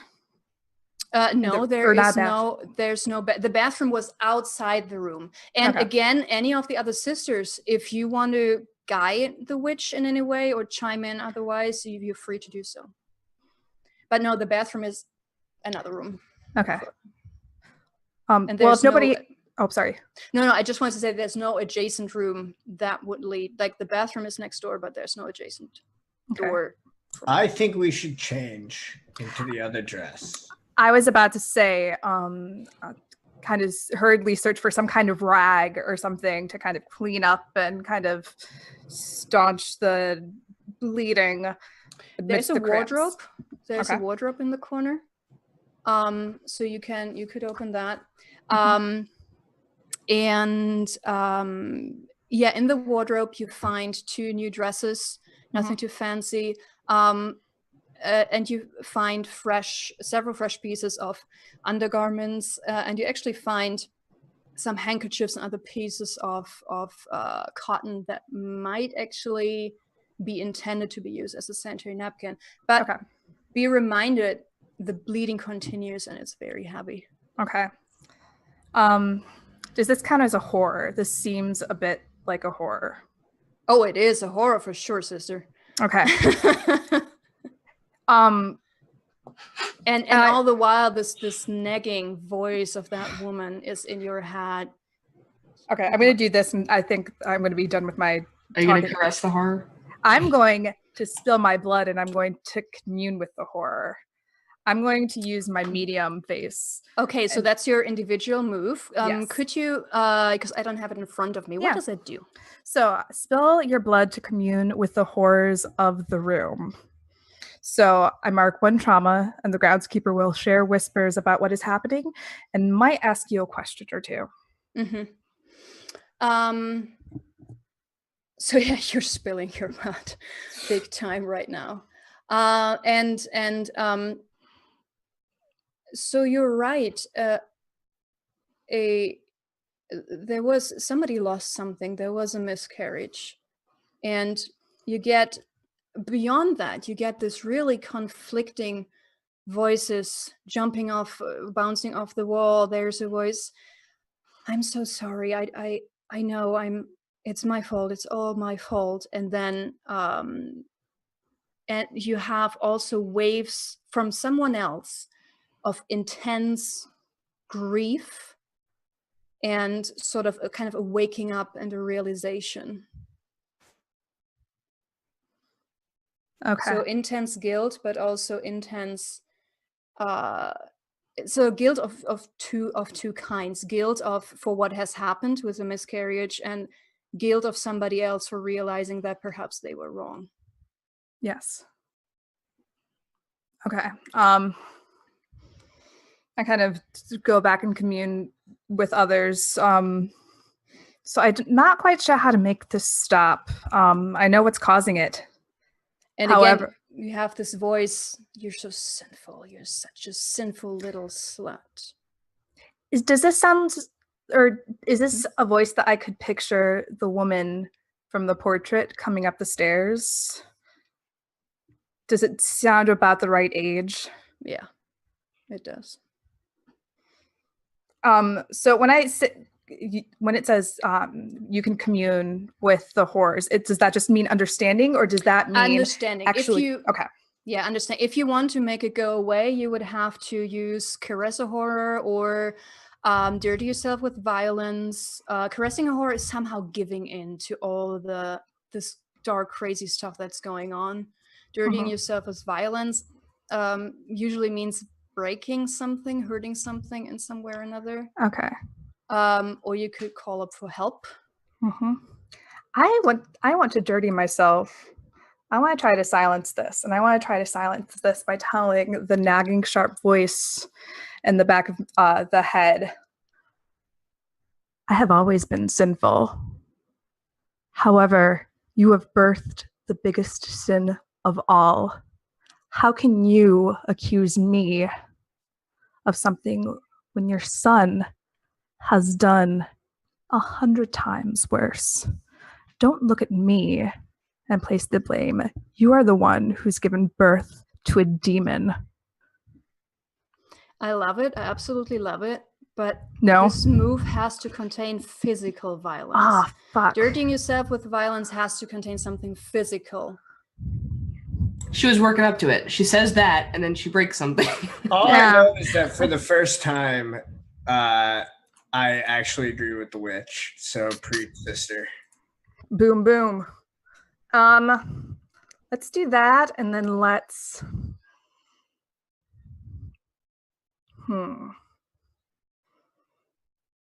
Let's do that, and let's... Can we somehow mutilate the You said it was from the quilt. I want to try to tear into this quilt. I want to try to get the blood all over this quilt, and I want to try to really tear it apart because that's where we saw the movement from, right? Well, you saw it the movement. Okay. Yeah, I want to see if that does anything because I have no sentimental value to this. Yeah, you can do that. You can totally do that. You smear the blood all over it.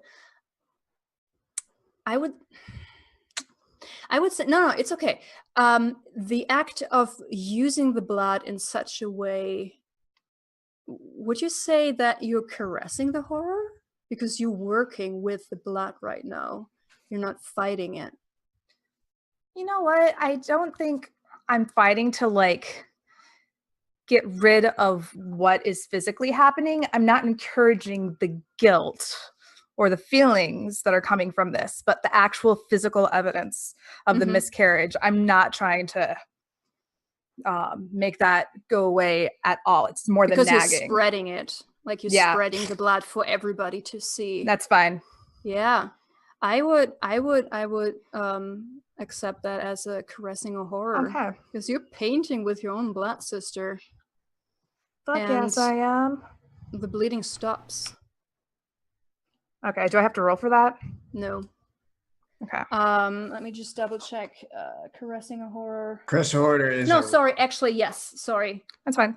It's plus blood. Oh, perfect. And it's a D6? It's 2d6s. 2d6? All right. +1, because I am all about that blood. A 3 and a 5, so a 9 total. So the bleeding stops, and honestly, in my eyes, you've already fulfilled the part, but only if you participate in some way, because I don't think that anybody would just take that blood and smear it all over the bed and basically defiantly paint with it. Just soak which is crazy, yo. Soak the pristine, formerly white throw as you. But so in order for you to spread the blood on the throw, you've had to stand in front of the bed for a little bit. And as you did, you feel something brushing up against your ankle.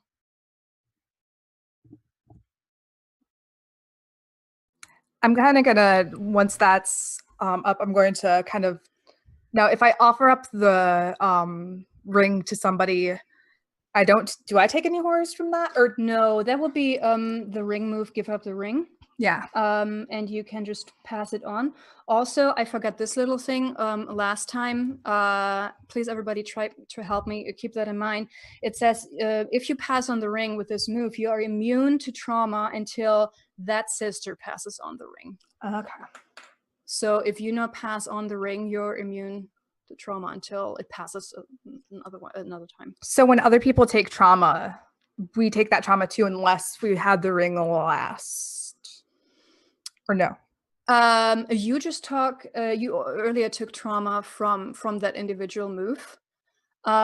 If there isn't the option, if you take trauma. So it looks like certain things are everyone and certain things are just you. Like if you look at Shiver from Fear, Shiver from Fear says just you. The rules don't specify Gotcha. it. The rules don't specify how that goes for individual moves, or maybe I'm misreading it, but I thought that individual move, if you take trauma, it's just that sister. But if trauma is inflicted through something else that you do, that sister has a choice to make everybody else suffer too, or just one specific sister. Gotcha. But right now, you have this one trauma and you pass on the ring. You don't get additional trauma from that. So who's next? Who wants to deal with whatever brushed up against your ankle from underneath I think the bed? Abby chooses, right? she gets to choose. Yeah. She puts us in the hot seat.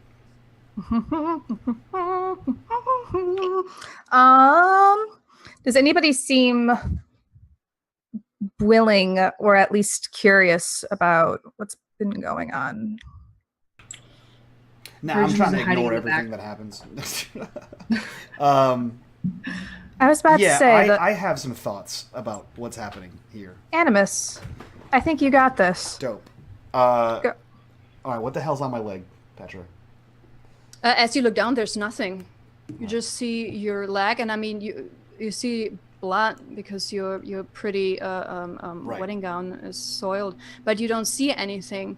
But as you look down, you hear soft sobs coming from underneath the bed.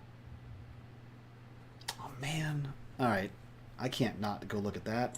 I can help. You can help me look at soft sobs? I mean, she's more compassionate than most of the people. That's true. That's all you hear in the back. You don't have to listen to it, but she's saying that. She's like, help it. Clearly it's upset.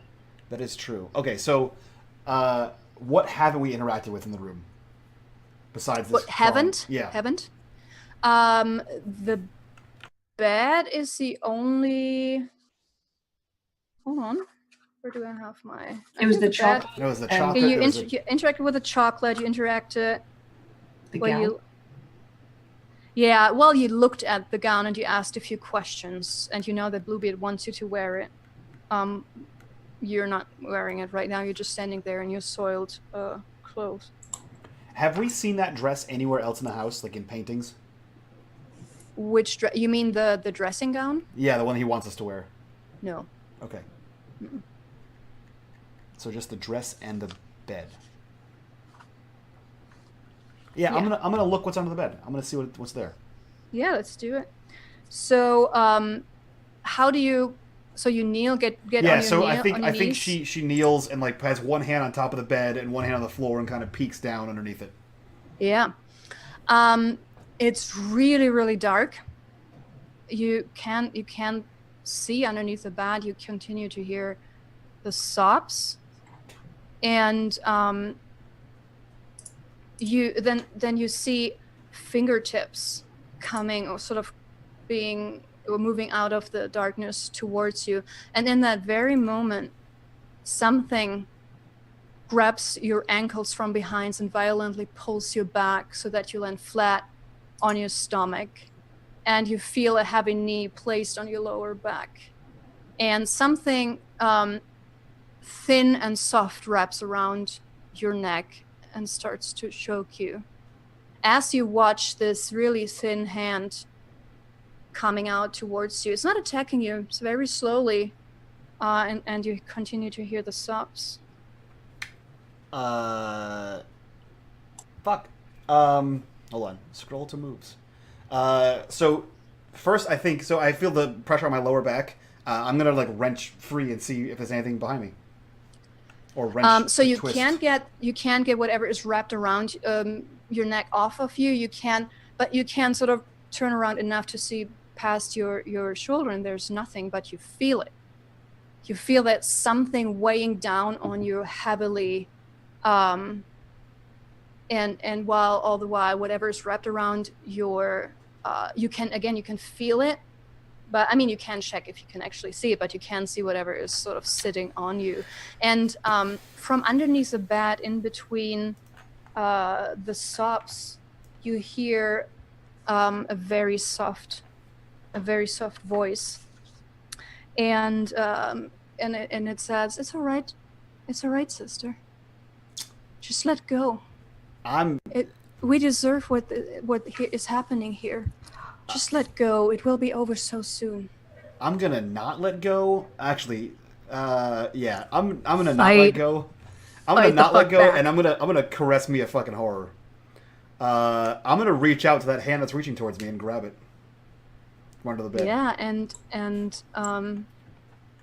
it shudders at first a little bit, as if it hasn't been touched in so long. How are you grabbing it?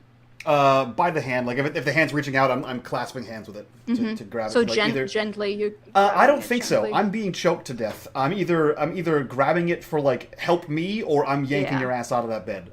One of the two, whichever. So if I feel it like pull back, I'm holding on for dear life, hoping that it pulls me in, or I'm tearing that whatever the hell that thing is out of there. So right, you're caressing yourself a horror. So roll plus blood.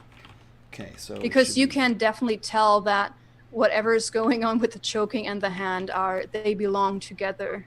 It's 2d6, right? Yeah. Phew, that's a fail. So right now nothing changes, but you have a distinct feeling that this would be one way to get out of this. And In this moment, you smell an eau de cologne. This very strong smell of an eau de cologne in your nose. Do I recognize it? Yes, you do. Is it Bluebeard's cologne?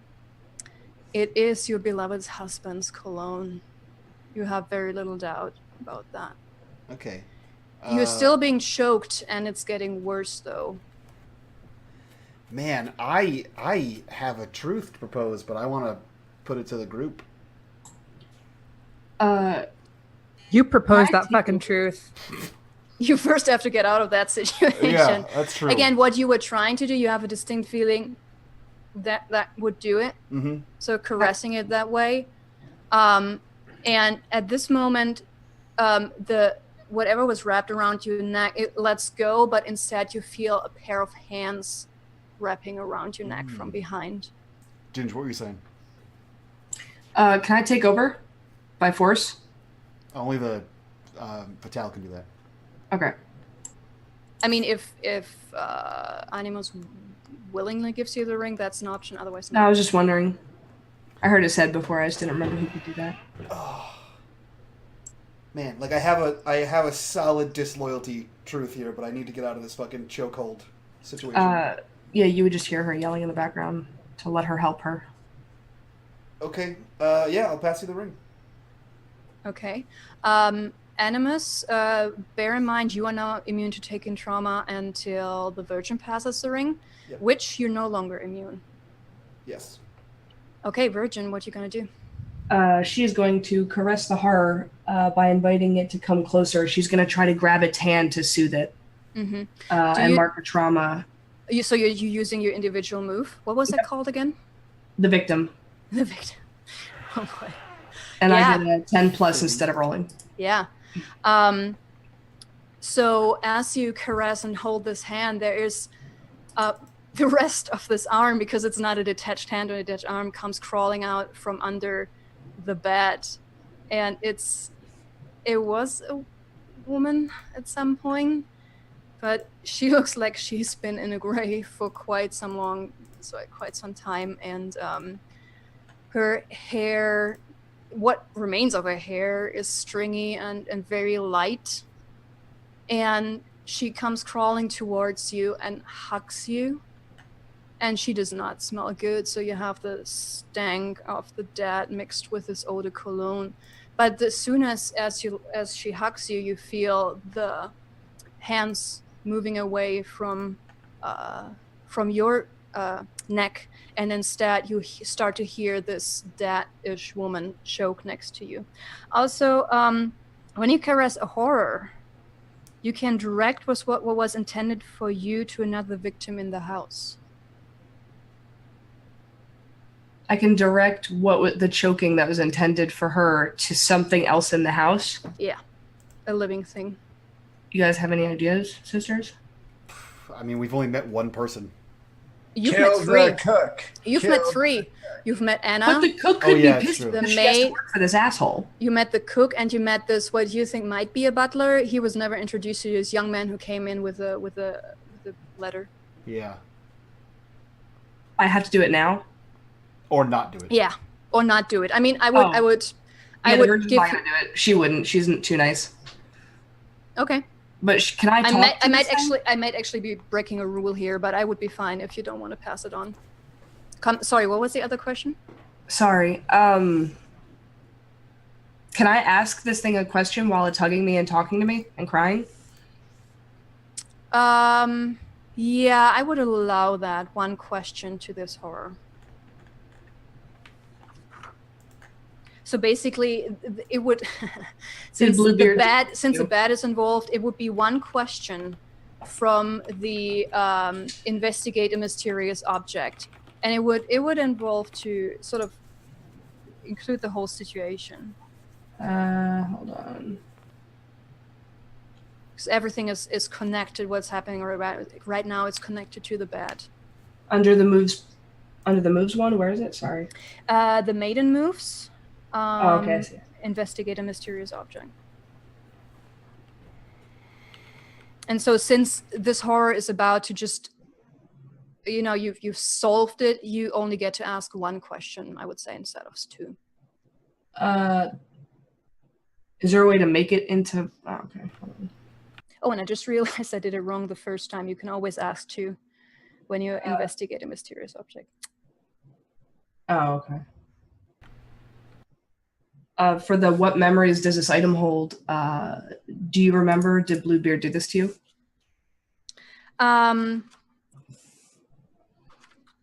So you see, for the bat, you have the distinct feeling that a woman died in this bat, and from not natural circumstances. And you smell this, the scent of the, you still have this, the scent of the eau de cologne still lingers, but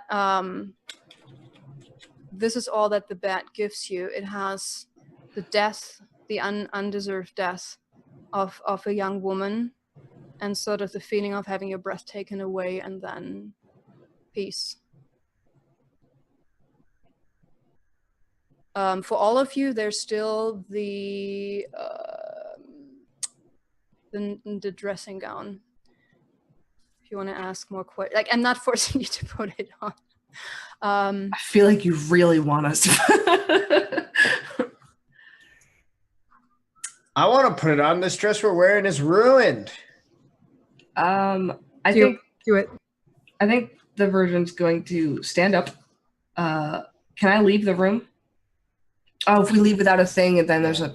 I mean, there's I feel like there's a super obvious. Also, as for everybody, we're quite far ahead with our time. I'm not blaming anyone. I'm playing this game for the first time. I watched a couple of games. Each room usually takes half an hour, from what I saw. But so it might be a good idea if we want to trigger the final stage of the game. We need tokens. Okay. Yeah, I just wanted to know if, like, okay. There's more for rolls. So I'm going to. Can I pass it back to Animus? Yeah, sure. Yeah, I'm going to pass it back because she just wanted to take care of this person. I mean, you can say the truth if you have one. No, go ahead. Okay. Yeah, I'm gonna. She could hear you in the back of her head, and she's like. One little thing I forgot. As you get up after all of that happened, and your eyes automatically fall on the dressing gown, you see that the belt is now missing. Oh. It's gone. Okay. Can't find it anywhere. Okay. Yeah. So I'm gonna propose the truth about the room, and detail what I think happened in the room, to whom and why. Next, blah blah blah. Yeah. So it's a token of disloyalty, is what I'm trying to do, and I think that Bluebeard thought his wife was cheating on him, and had a baby, and lost it, and blamed her and killed her with the dress. Okay, and what item do you take from the room in order to support that truth of yours? Oh, I guess the dress, because I can't take a bed with me. So the dressing gown? Yeah. Okay. Yeah, then you take that, and you're free to leave the room and look for enter another room. I mean, so again, as a reminder, you've now been in both rooms on the right side. The first was the bathroom. Now you've been to what is supposed to be your room, the bride's room, and then there are the two closed door on the left, and then there's still one more closed door on the first floor. Okay, I'm gonna go to the first door on the left. First door on the left. Okay. Where's the description? Here it is. All right. So you do the same thing. I mean, by now, at least 2 of the keys have been ruled out, so you don't have to try that much to find the correct one. The same thing. Describe to me which key gets the job done. What does it look like? It is a long, ornate key, and the handle of which is diamond shaped, or like that gem cut shape. And it has like intricate details in the where the handle part is, and it has a tail on it, like a fabric tail. A fabric tail, Mm-hmm. like a tassel. Like a tassel, yeah. Yep. Okay, awesome. So you open the room and you enter a room that is sparsely lit and almost empty. There is a piece of furniture covered with a sheet right in the middle of the room. Could be some kind of chair. It looks chairish from the outline. Okay. A chest of drawers stands on the left, up against the wall. On it, there's a small gramophone, and that's it. Just a covered up thing, and the chest of drawers on the left. It smells like this room has not been aired out in a long time, and it smells of old things. And the parquet is in a miserable state. Dust bunnies have collected in the corners. You step inside, and the door closes. I want to make my way to that phonogram. So it's a fancy gramophone. You say gramophone? Yeah. Right. I highly doubt that you've ever seen a gramophone. No. Up close. So it has this little what's it called, a trumpet, and then it is black, like the corpus of it is black, and if you know that there's supposed to be a crank there, then you would see that it's missing. Otherwise, you would just see that there's a hole on the right side. Okay. You said there's a chair, there's this gramophone. Probably a chair. Yeah. The gramophone, and it stands on a chest of drawers, so there are drawers if you want to. Or you can investigate the gramophone further, ask questions. No, I think if I clearly see something there's like a hole. Last time I saw a hole, something went in there. So I'm going to look for something to put in there.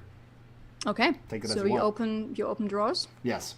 All of them? One at a time, but yeah, eventually. Okay. So I'll start at the top and I'll work my way down, like once I kind of tear through them. Yeah. So in one of the drawers, you find a set of old photos. I'm just going to tell you what you find in the drawers, and then leave it up to you what you want to investigate further. Okay. So in one of the drawers, there's a set of old photographs. In another drawer, there's a cardboard box, and it's for chocolates. And then, what else did I put in there? Nothing, actually. The only thing you find in one of the bottom drawers are a couple of tiny brownish pill-shaped things. Brownish pill-shaped things. Okay. A couple of them. The first thing I want to see is the photographs. Okay. Do any of these photos? What are the photographs? Okay. So there are four photographs. On the first one, you have a mother, father, son scene, and you immediately recognize the woman to be the woman who's also on the big painting outside. So that's the mother, but she's visibly younger. She's maybe in her 30s on this picture. Hi, Kat. And then you have to assume that the man standing next to her is her husband, and then in the middle, he's much younger, but you're very sure that this has to be your husband as a boy. Okay. And they all seem fairly happy. Okay. And then on the next picture is just the mother and the son. And the son is smiling, and in his arm he's holding a rabbit, a small rabbit, and he's smiling. And then on the third photo, it is the mother and the son in the garden, and they're both older. The son is in his late teens, and where he was smiling before, the son is looking gravely into the camera, and the mother has her hand placed on its shoulders, and it looks a little bit as if her fingers are clawing into his shoulder. Mm-hmm. And And you begin to be really fascinated by these photos. There's something about them that draws you in. And then on the last picture, you see your husband, also younger, and another woman in a nice dress, but her face is scratched out. Oh. Okay. And also, now that you get to the fourth picture, you realize there was something that you found odd about all those pictures. There was, the first time you saw it, you glossed over it because it seemed to be just a speck on the picture. Nothing, like not dirt. Maybe when it was taken, there was something on the glass, but there's a speck, some dark shadow. And it is also on the last picture that you see, and it looks a little bit like a person on the last picture you look at. Okay. So before I toss the ring, I have 2 questions, I believe. Yeah. Question 1 is, in the family picture, does anyone look abused? No. I mean, no, not abused. The only thing you would notice is that even though the mother is smiling a little bit, she still has this austere sternness to her. But the other two, I mean, from what I remember, people didn't really smile full on in those oldie times pictures, but everybody looks happy as they can be in such a situation. And question number 2, is the rabbit alive? Yeah. Or not? It's not like limp. Okay. No, and then alive. So I'm gonna go into my lady head and be like, hey, what's the deal with these pictures?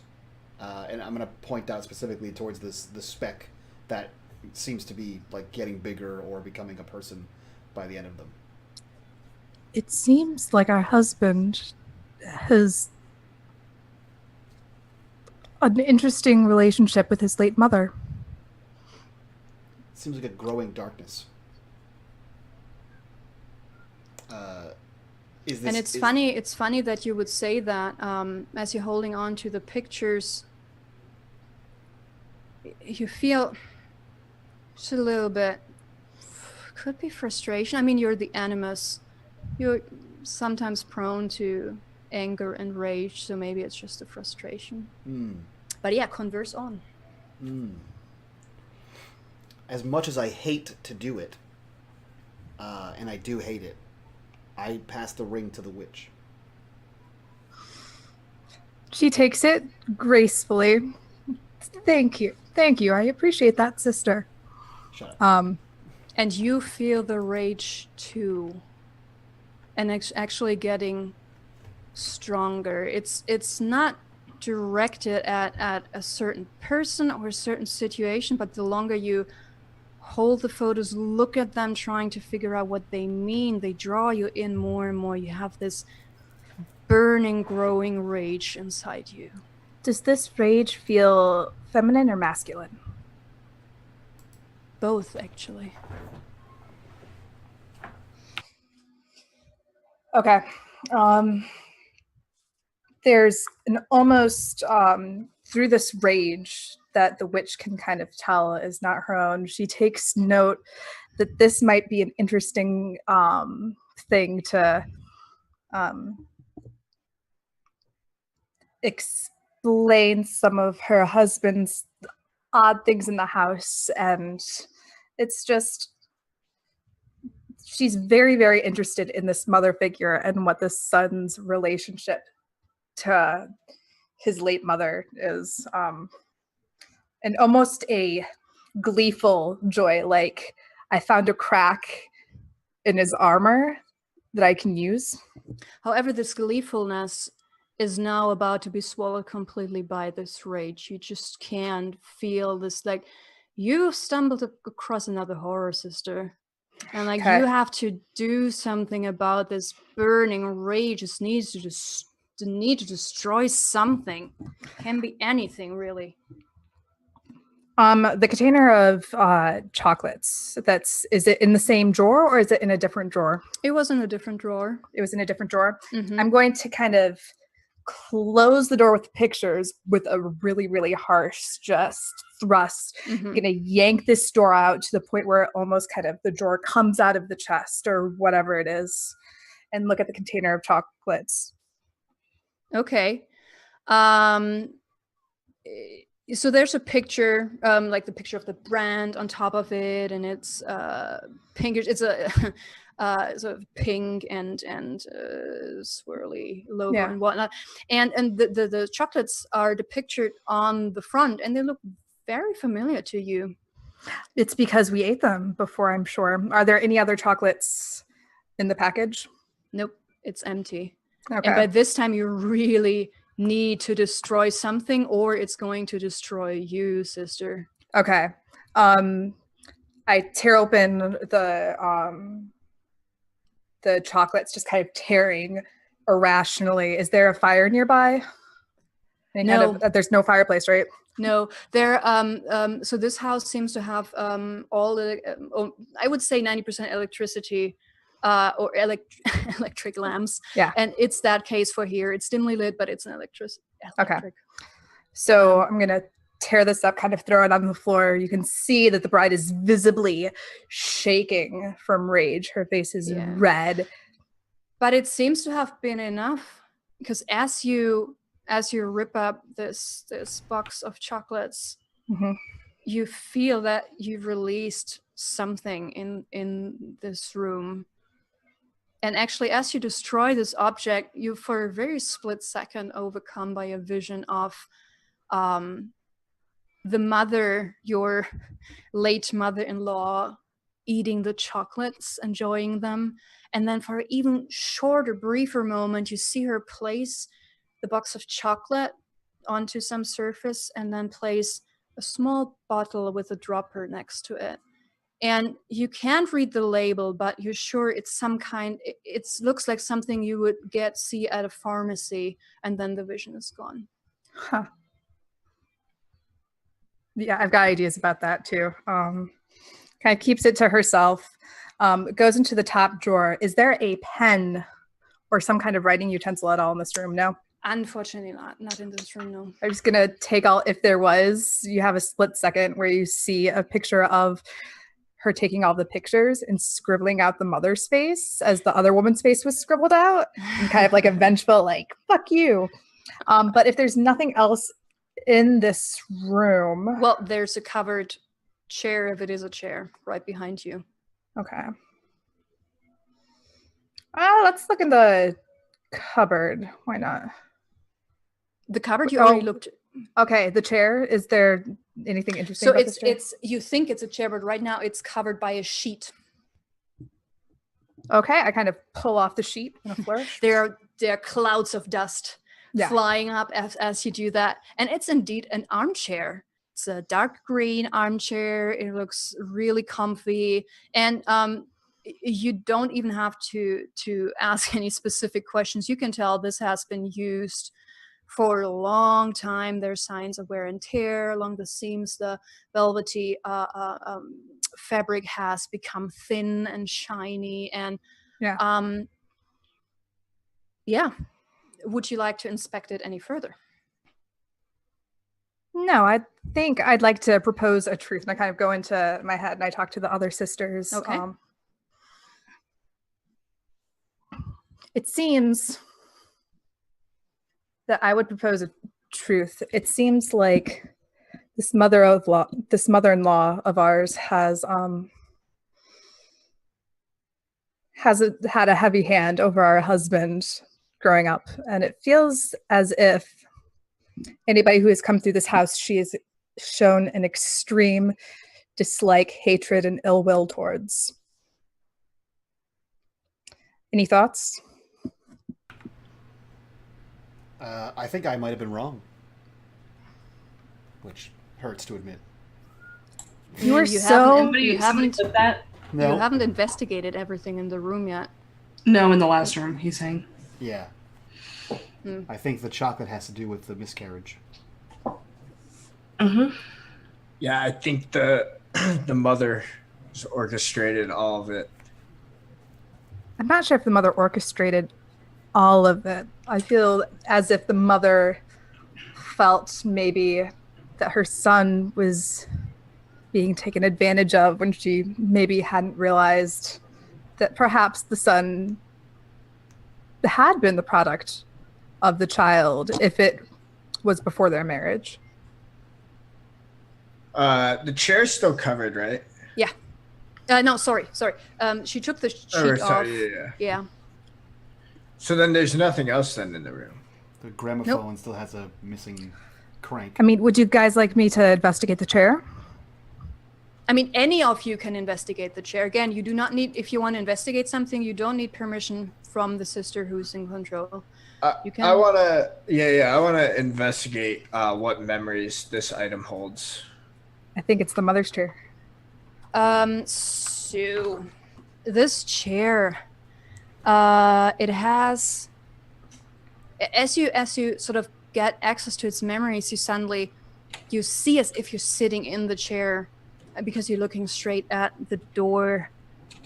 Well, something is taking away your breath, but you're not choked this time, but you still have a very hard time breathing, and it feels as if your whole body is seizing up and clenching up, and you hear yourself groan, or not yourself actually, because it's a different woman's groan, and then there's nothing.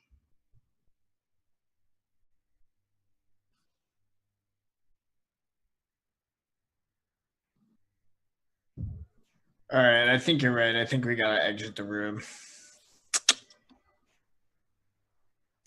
So I'm going to propose a truth. Does it have to, I'm actually going to, sorry, there we go. Yeah, I'm going to propose a truth, and I'm going to propose a truth by taking the chocolate, the half of the torn up chocolates. And my truth is that there's no way that my husband would have poisoned these chocolates. These were his late mother's chocolates. He would, of course, never do that to us. So you think that is what happened in the room? I think you mean in this room? Yeah, in this room. This is only, if you propose a truth, it has to be about what happened in this very room. Like there's something going on with the chocolate for sure. But the truth, I don't think that has to deal with this room. I think that's another clue for another room. I think in this room, I propose a truth that the rage we were feeling is the rage. Do you think it's, and I go back to my head, do you think it was the rage? I think it was a combined rage of our husband and the late mother-in-law, actually. I think it's the rage of Robert being kind of like controlled by this woman for so long, and then the rage of the mother-in-law for having her son grow up and kind of be taken away. Or it's, I think it's, yes. See, it's hard because it goes both ways, either way, but it's not necessarily a faithful or unfaithful scenario. So I think it's disloyal, and I think the reason is that I don't know that we have a hard and fast answer to like it's the stepmother directly, or it's the groom directly who's feeling this, or some combination. But it seems clear to me now that them together are the issue. Them together are the problem. I'm gonna give you one insight, and if you still want to leave the room, you can totally leave the room, but all the horrors in a room will help you uncover the truth. Needless to say, you have to pay for it, but there's something really off about the chair.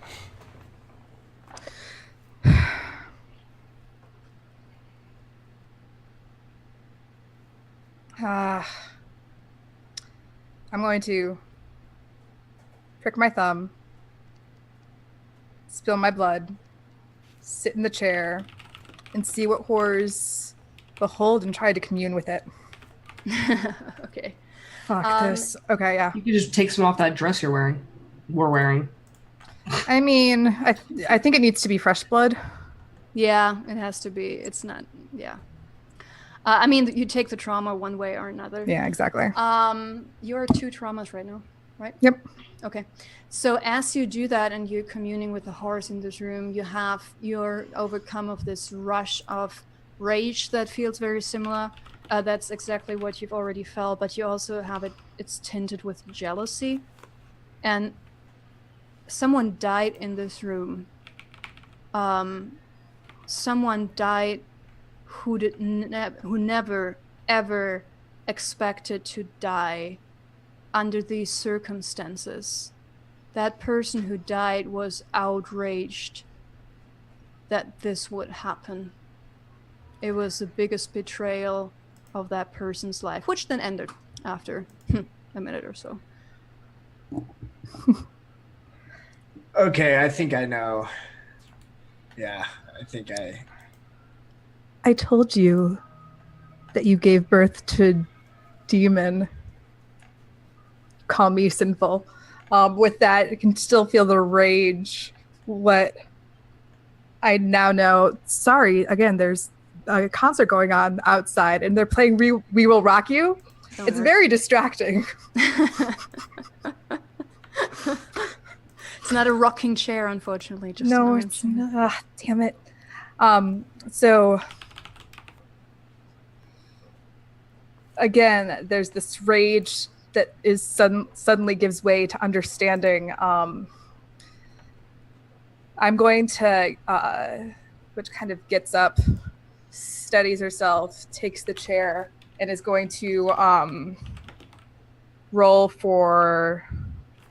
What are you doing? I'm going to break the chair. To do what? Well, eventually this horror is still, like, I communed with the horror, but it's still not gone. I can't or can I exit the room by proposing a truth, even though the horror is still? Yeah. Oh. You can leave without having sort of encountered everything or invested everything to the max. Perfect. You can, okay, I'm going to propose a truth. All right. Our husband killed his late mother. The mother was not expecting it. The mother felt betrayed. However, that's the truth that I have. And see, I'd like to propose an addition. Please.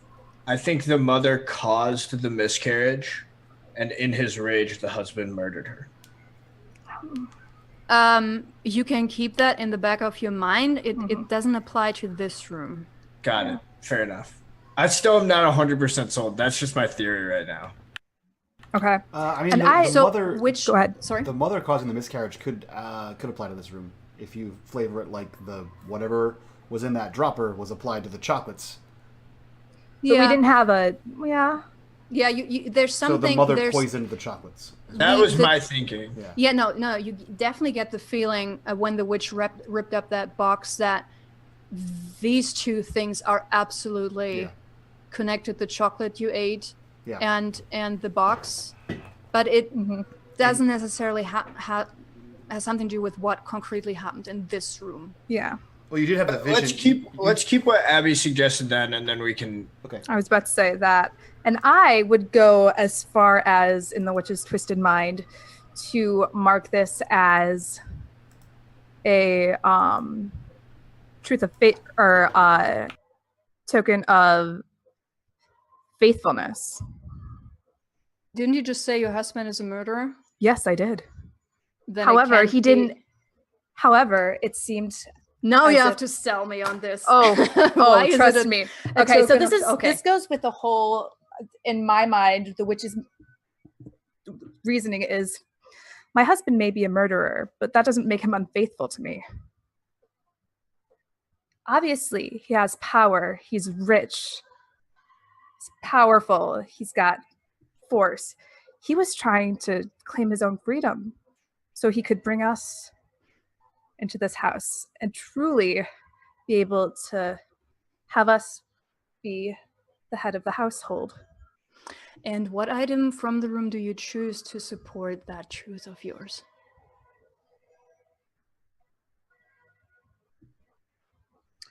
I bring the last picture, the picture of the solemn boy and the mother's hand clenched on his on his shoulder. All right. Wow, way to twist and fuck up that truth in the most horrifying way possible. Well played. Okay, so we have currently 1 token of faithfulness and was 1 token of disloyalty. And since time is speeding up, I would suggest we go to 1 more room and then have that be the deciding room. Yeah. For us to then trigger the last phase of the game. Also, yep. Can I heal a trauma from proposing that truth? Oh yes, actually, everybody, because thank you for reminding me. When you take a token of faithfulness, the whole bride heals 1 trauma. Like everybody who has taken a trauma already or more, you can heal 1 trauma. So Fatal, you've taken trauma before, right? And the Virgin as well. I think Animus was the only one who hasn't taken trauma. So all of you can heal 1. So that leaves you with 1 room left on the 2nd floor where you are right now, and then 1 room downstairs next to the salon. Oh shit, I'm still in control, aren't I? Well, sisters, what do you think? Actually, wasn't there something about... It doesn't say here, but I'm pretty sure that once you propose a truth, you're supposed to pass on the ring to someone. Okay. I remember that from the games I've seen. Okay. I was about to say, I'm really trying to get the Virgin comfortable with this idea that yes, our husband may have done terrible things, but it's because he cares about us. Don't you see that? Virgin? You should never harm another woman like that. There's no excuse. But that woman was going to harm us anyway. She caused the miscarriage of that poor woman. Did you not feel that pain? Did you not feel that guilt? He wants to save us from all of that. She's just silent. She doesn't say anything. Murder is murder. That's what you believe. I was siding with them, but they're all bad. What about you, Fatal? What do you say? They're all horrible. Sisters, you're not seeing the big picture. How long have we been underfoot? How long have we been disadvantaged? How long have we struggled to make it for ourselves? This opportunity came for comfort and for the power to change, the power to make something that's ours. Finally, we have an advantage, and we have somebody who can help us with that. We have something that explains some maybe horrible things that he's done, but doesn't mean that he's not faithful to us. However, sisters, you are entitled to your own opinions. I think he's hiding something else. So who gets the ring next? Which? Fatal, I feel like it's been a while since you've Alrighty, I'll take it. done something. And there's one room upstairs, 1 room downstairs, right? Exactly. Mm-hmm. All right, I'll go in the upstairs room. Okay.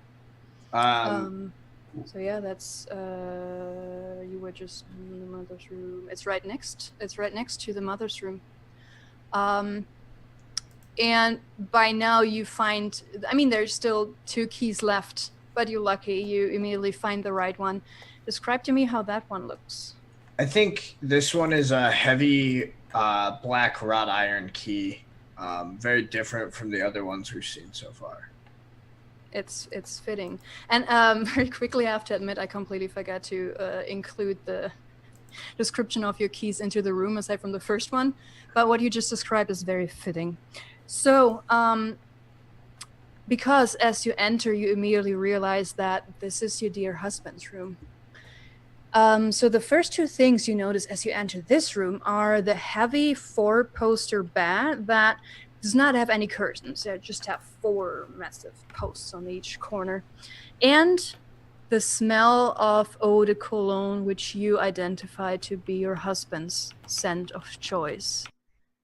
And today you've already smelled it in the other room as well. And then, of course, during the wedding. The third thing you notice is the wallpaper in this room, which is of a mustard yellow with a very ornate pattern in a slightly darker yellow on top of it. There is a window on the right, and in front of it, a beautifully carved desk with drawers and some writing utensils on top. On the left, you see a wardrobe and a freestanding mirror. You enter the room and the door closes behind you. So quickly, straight ahead of you is a really heavy bed. And then the wallpaper is yellow. And then to the right is a desk. And to the left is a wardrobe and a mirror, freestanding mirror. Let's check out the bed.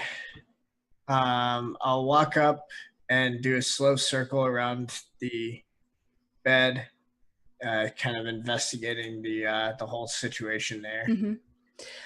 Well, you're lucky nothing is touching you from under the bed.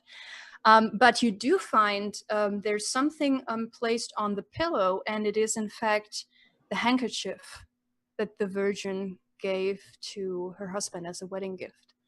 It's still in its pristine state with the engravings in it. Otherwise, seems to be a normal bed. So I'm gonna try to look around and take stock of the room. Okay. What horror is hidden here from the bride? Okay, so for the audience, take stock is another of the maiden moves that help you to further engage with your surroundings. So you ask me for the horrors, right? That was what you asked. The horrors that are hidden here from the bride come in the form of cold embraces. All right. If anybody else want to ask something? I would just like to point out that the cold embraces may not be for us. After all, he did keep our lovely handkerchief. Somebody's trying to drive your point home. I'm really trying, guys. I'm gonna go look in the mirror. Okay. The mirror is pretty unassuming. It's a long rectangle mirror. But however, as you stand in front of the mirror and you do not see anything that's going on behind you in the mirror, nothing of that kind right now. But the wardrobe gives off, like, after you've been in several rooms in this house now, there's a weird feeling about this. What's he hiding in the wardrobe? I will go look in the wardrobe. I swear to God, if it's his mother's clothes, I will freak out. Okay, so you open the wardrobe. It has a double door. On the left side is like a rod, and you can hang things from it. And there are some of his fancy clothes and some of his trousers. And on the right, there are several shelves. And the first compartment is the biggest because it holds a wig. It holds a blonde wig. And there are a few other things in there. There's a bottle of eau de cologne, a brush, a decorative comb, and also, no, sorry, I was wrong, nothing else. So you have the clothes, the wig, the brush, and a decorative comb in there. Is the brush nice? What? Do we know what? Yeah. To answer your question, it's a nice brush. What color was the mom's hair from the picture? And what style? It's blonde. So you remember that the color of the lady on the painting, her hair was blonde and straight, and you see the wig. It's a little bit lighter. in the color, the blonde, as you've seen it on the picture, but it's straight, and it just hangs down, sort of like there's since the hair is long, there's some contraption that holds sort of like a mannequin hat a little bit up higher so that the hair can fall down to the bottom of this compartment. So, what's in that wardrobe, though? Come again? The Virgin's like, first of all, go look in that wardrobe. Second of all, if someone hops out of there and they're crying, hug them, God damn it. Isn't the wardrobe what I just opened? Yeah, it is a wardrobe that you just opened. Like, There's no other clothes all the way in the back? No, if you want to shuffle around, any of you can sort of initiate that. There you only see what seems to be your husband's clothing, and all range of clothes. Some dress shirts, and you also find some undergarments, and yeah. Well, this brush is pretty nice, so I'm gonna use it to brush my hair. Yeah, you brush your hair. It's a really nice brush. But nothing happens as you brush your hair with it. But you feel something coming off of that wig, as if someone is not happy that you're using that brush for your own hair. I would like to investigate the wig. Whose item is this? And you have a vision almost overlaying of your husband and the mother. Oh no. So I get the Virgin in the background, like, oh. I get 2 questions, right? Yeah. Oh yes, right. Sorry. Thank you for reminding me. 2 questions. Yeah. Why did Bluebeard keep this item? Because it is his, of course.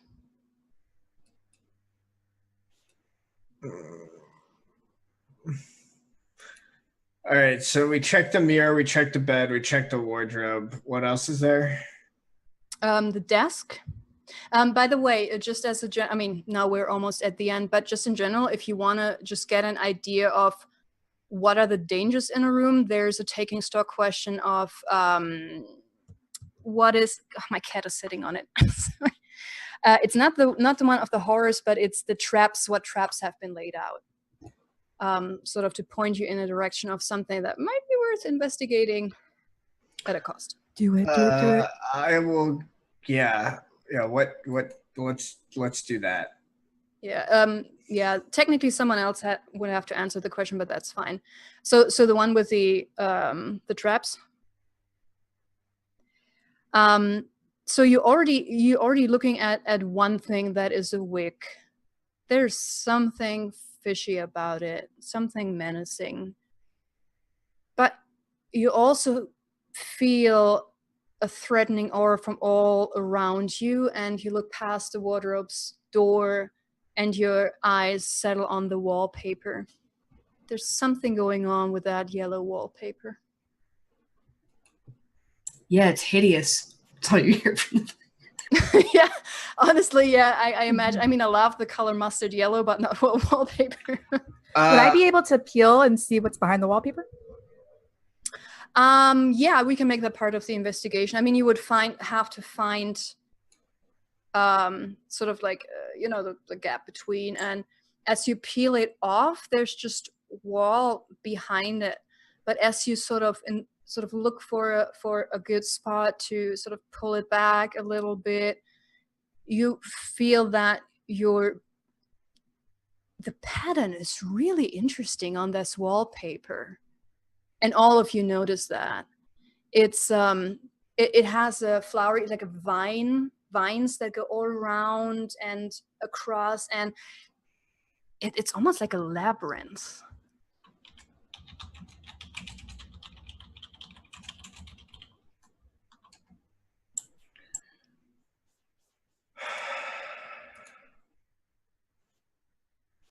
So do you continue to stand in front of the wallpaper? I'm trying to decide. Sorry, very quickly. When you did you do anything else? So you peel it back a little bit, and there's behind there immediately is just wall. Just wall? Yeah. How old does this look, the wallpaper? Quite old. You know, this house, you're not sure for how long the family has been living in it. But then again, you would assume that a family of that, with that kind of wealth, they probably renovated everything. So you would say that the wallpaper is at least as old as or has been here for as long as as your husband's family has been living in here. And actually, I'd say you've been standing at the wall for a minute or two now, and so you're still thinking what to do next. As right next to you, a hand comes pushing out of the wall, all Stranger Things style, and fuck that wall up, Sam. and the wallpaper is strangely stretchy, and the wall then turns towards you and tries to grab you. Oh my God, is there somebody behind the wall? Is there somebody buried behind the wall? Is that the first question, Hessie, when there's a hand coming towards you? Is it the mother's body? Are you give friendly? up the ring to the virgin and make her do something? Oh no! That's so She fucked says up. that. So fucked up. She takes the ring, goes over to one of the items we saw in the room, the brush, the wig. That's in the wardrobe. There's a wig, a little decorative comb, a brush, and then clothing. There's a bat with your handkerchief on it, and then there's a desk across from from where you're standing, basically, across from the wardrobe. Are there any sharp objects in here? You look around and you think that you see a letter opener on the desk. Okay, she's grabbing that shit and she's cutting this wallpaper open away from the hand, though. Like, actually, so if you go, you can totally go to the desk and grab this letter opener. But by the time you grab it and turn around, there are two complete bodies behind the wallpaper, stretching it out really long and slowly but surely beginning to reach into the room, and you hear the same stretching noise from right behind you. She's gonna go, fuck this, and give the ring over. Give the ring over. Good luck, Mike. Dope. Okay, so I'm gonna do something. I don't need a weapon. So there's already a hole in the wallpaper, right? Yeah. Okay. Yeah. You can still see it. Yeah. Okay, so I'm going to use my face. Okay. My face what is your face? The brute. So right. I'm going to investigate a mysterious object, i.e. this wallpaper, by breaking it. And I get to ask a follow-up question about the object. Its essence remains, but the item can no longer be investigated. So I am going to find the hole that the Fatale poked through that, and I'm going to tear that shit to pieces. Okay. Hopefully. Yeah. No, as you do, it's easy because you also have purchase from the hole that the witch created.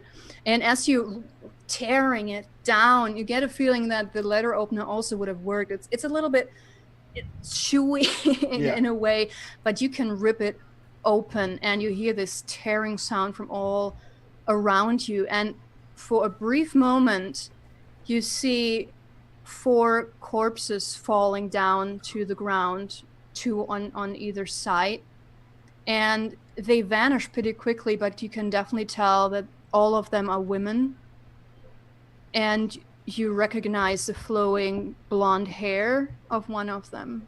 Okay, my follow-up and then question, everything is gone. My follow-up question is, do any of the other women look like women from the paintings? From what paintings? Weren't there more paintings in the house that we walked by? That was down in the salon, but you never looked at them closely. Damn it. All right.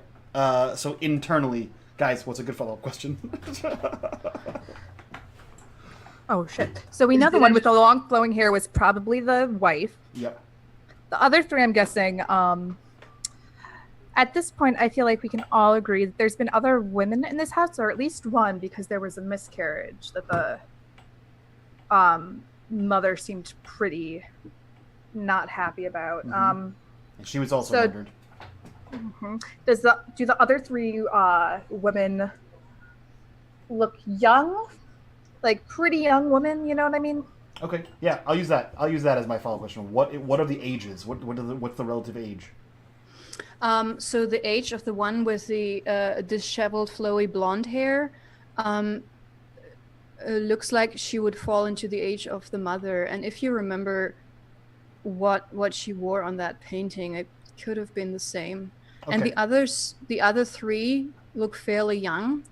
And again, the vision, it passed very quickly, but one of the dresses you saw just 10 minutes ago, 15 minutes ago. The house dress.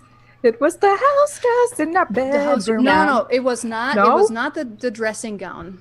Oh. It was not the dressing gown. But one figure, besides from the one that's probably the mother, that looks very familiar because of the dress it was wearing. Not because of the hat or the face. You didn't see those anyway, because they were falling down forward. Was it a dress in our wardrobe? Nope. Who else was wearing a dress? Was the Was dress it the dress of the cook or the maid? Nope. Okay, it's a mean one. I give you a hint. It's it has something to do with the photos. Oh, damn. The photos. Was that it you the one looked at. of the young woman whose face was His face scratched out? Oh, Okay. yes. Okay. You still think that he's not a murder husband? Oh no, he's totally a murder husband, but we can ride that murder husband to greatness. I'm pretty sure he's murdering wives. All right, let's kill this girl in here and just run out of here. How do I fracture my psyche plan. and get this crazy bitch out of here? So, Animus, you're in control right now, right? Yeah. Okay.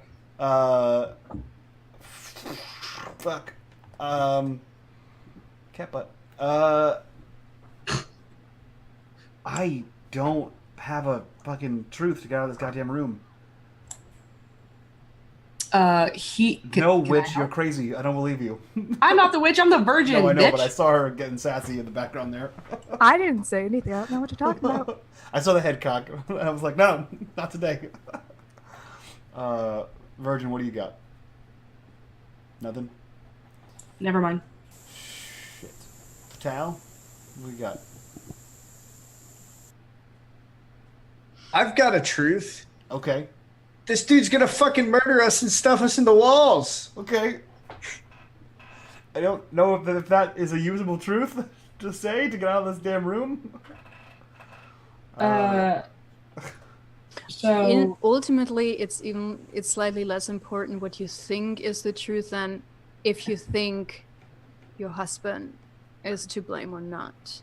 So I see the exit moves that propose a truth. Where's the actual things that you have to answer for propose a truth? So I think it's a token of disloyalty. Yeah. And the token is a piece of wallpaper. Yeah. Because he's fucking murdering people and then Stuffing shoving them in the walls. Yeah, I agree.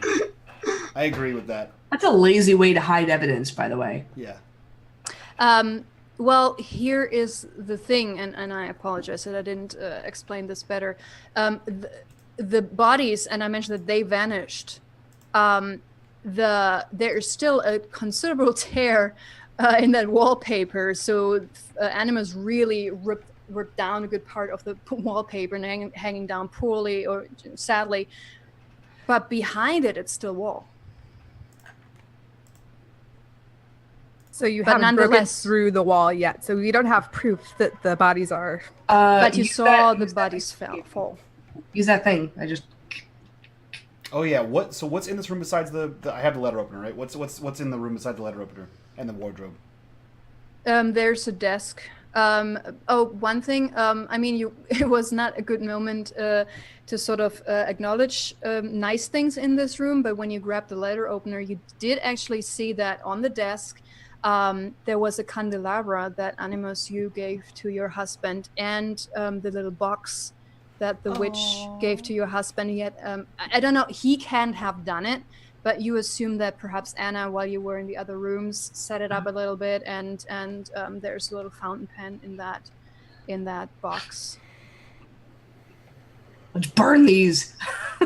You better not burn my box. And so, sorry. The other thing on the desk is some stationery, and there's a newspaper, and there seems to be something underneath Like it was once folded over, and there's definitely something underneath the paper. Okay. I want to investigate. I do too. Yeah, I want to investigate what's under that newspaper, and I also want to see what's in that box. Oh, the box Fountain pen. again. That was it's just a fountain pen. It's a box that the witch gave her husband as a wedding gift. It's So one it of the doesn't wedding contain letters about how I'm going to murder my wives. Just to be clear. gifts. No, All right. unfortunately not. Trust None me of the Okay. papers that you see on there are written on.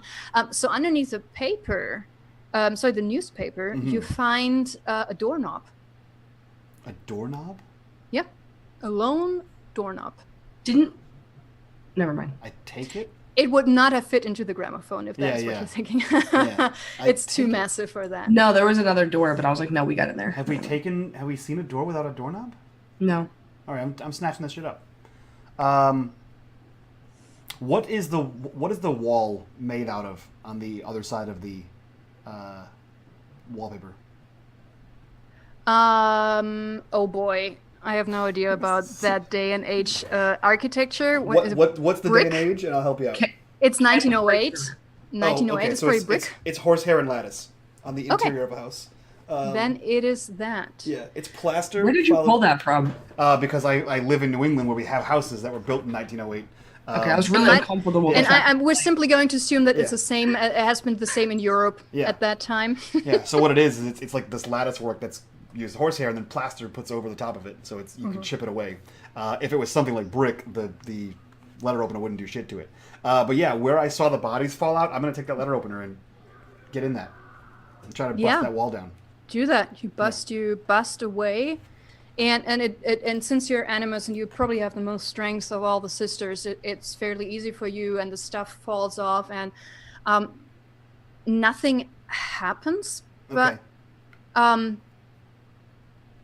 there's something on the wall, like out of the corner of your eye. You're like, there's a weird break in the pattern there. And you look to your left, and it's just a foot away from you. There's a little hole in the wall. I'm gonna go look at that hole in the wall. Is it a hole Stick where the a doorknob would in the fit? hole. Yeah, right.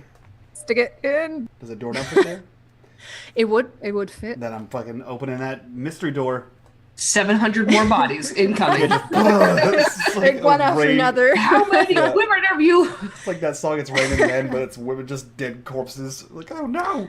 So indeed it fits, and you pull it, and as you pull it open, you're like, how could I have not seen the slight break in the tapestry or in the wallpaper? But it's a hidden door, and there's a very small compartment behind it. It's not very deep. It's maybe a foot, and the only thing inside is a ladder. It's a wooden ladder, and it has two metal hooks on top of it. To get up into the attic. So it's not leaning to go up anywhere. It's just leaning in there. It's just stored there. Oh There's yeah, we're nothing grabbing else that shit. in that. Come on, Animus. I Give mean, me There's those no- arms. Like I was in the about to back say. of my head, I'm like, how can I inconspicuously carry this fucking old ladder through the house? Like, You do it, We- Mike. You do it as you do in those old adventure games. You just put it in your Just pocket. put it in my Yeah, pocket. it's in your You backpack. pick it up and put it in your purse. I'm like, yeah. The moment my husband sees me carrying this ladder that he knows is behind a wall, I'm fucked. Well, So- he's away on business right now, so. All right, that's fair. He's not waiting in the attic to kill us. It's I fine. mean, who knows? Do we know where the attic is? Have we seen that before? Yeah. Okay. Sorry, go ahead. Oh, I was about to say, because remember in that hallway there was an upper, like almost cellar door that you can pull Right. down. I'm Right, guessing right. that's the ladder that can hook up. Unless above us in the How- secret room, is there any opening? Yeah. How tall is this ladder? Tall enough. So I would say it's a type of ladder. It's that you can pull out. So it's basically two letters.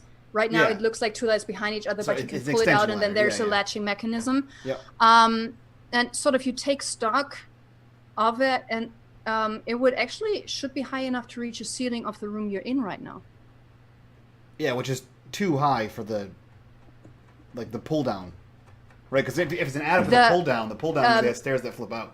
The ceiling in the hallway is even a little bit higher, Okay. slightly higher. But it would fit. It would work or reach the ceiling of this room. You know what? It's leaning up against the wall, right? Yeah. I'm gonna climb up this ladder right now, where it is. I'm gonna climb up this ladder and I'm gonna look at the ceiling. Are there any now that I know that there's like hidden doors? Are there any seams where there is a? Hold on. Okay, I think I'm misunderstanding. What do you mean with you climb the ladder and you? So in the secret, do you take it out? No. So in the secret room, right? There's a ladder against the wall. It's really a very small and storage compartment. It's maybe 3 feet wide and not more than a foot deep. And you can you can easily look up, sort of. It goes a little bit higher. Okay. There's nothing. Okay. Picturing Animus like, I live here now.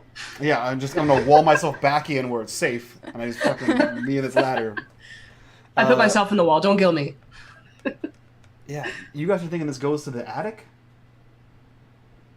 I mean, attic pull down, like the pull down attics usually have a fold out stair. We'll have to see, won't we? I guess so. But how are you gonna get up? Can we reach the string? Did we even try? Is there a string at all? Well, I guess again, we'll have to go and see. Okay. Put the ladder in the hall. We'll store it right there. I'm gonna put the ladder in my pocket, and I'm gonna leave the room. Well, here's the thing.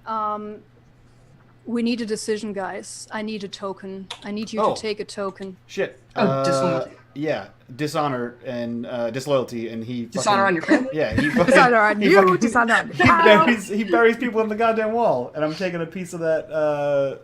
I'm taking a piece of the fucking wallpaper. Or the wig. Or the wig. But what does the wig prove?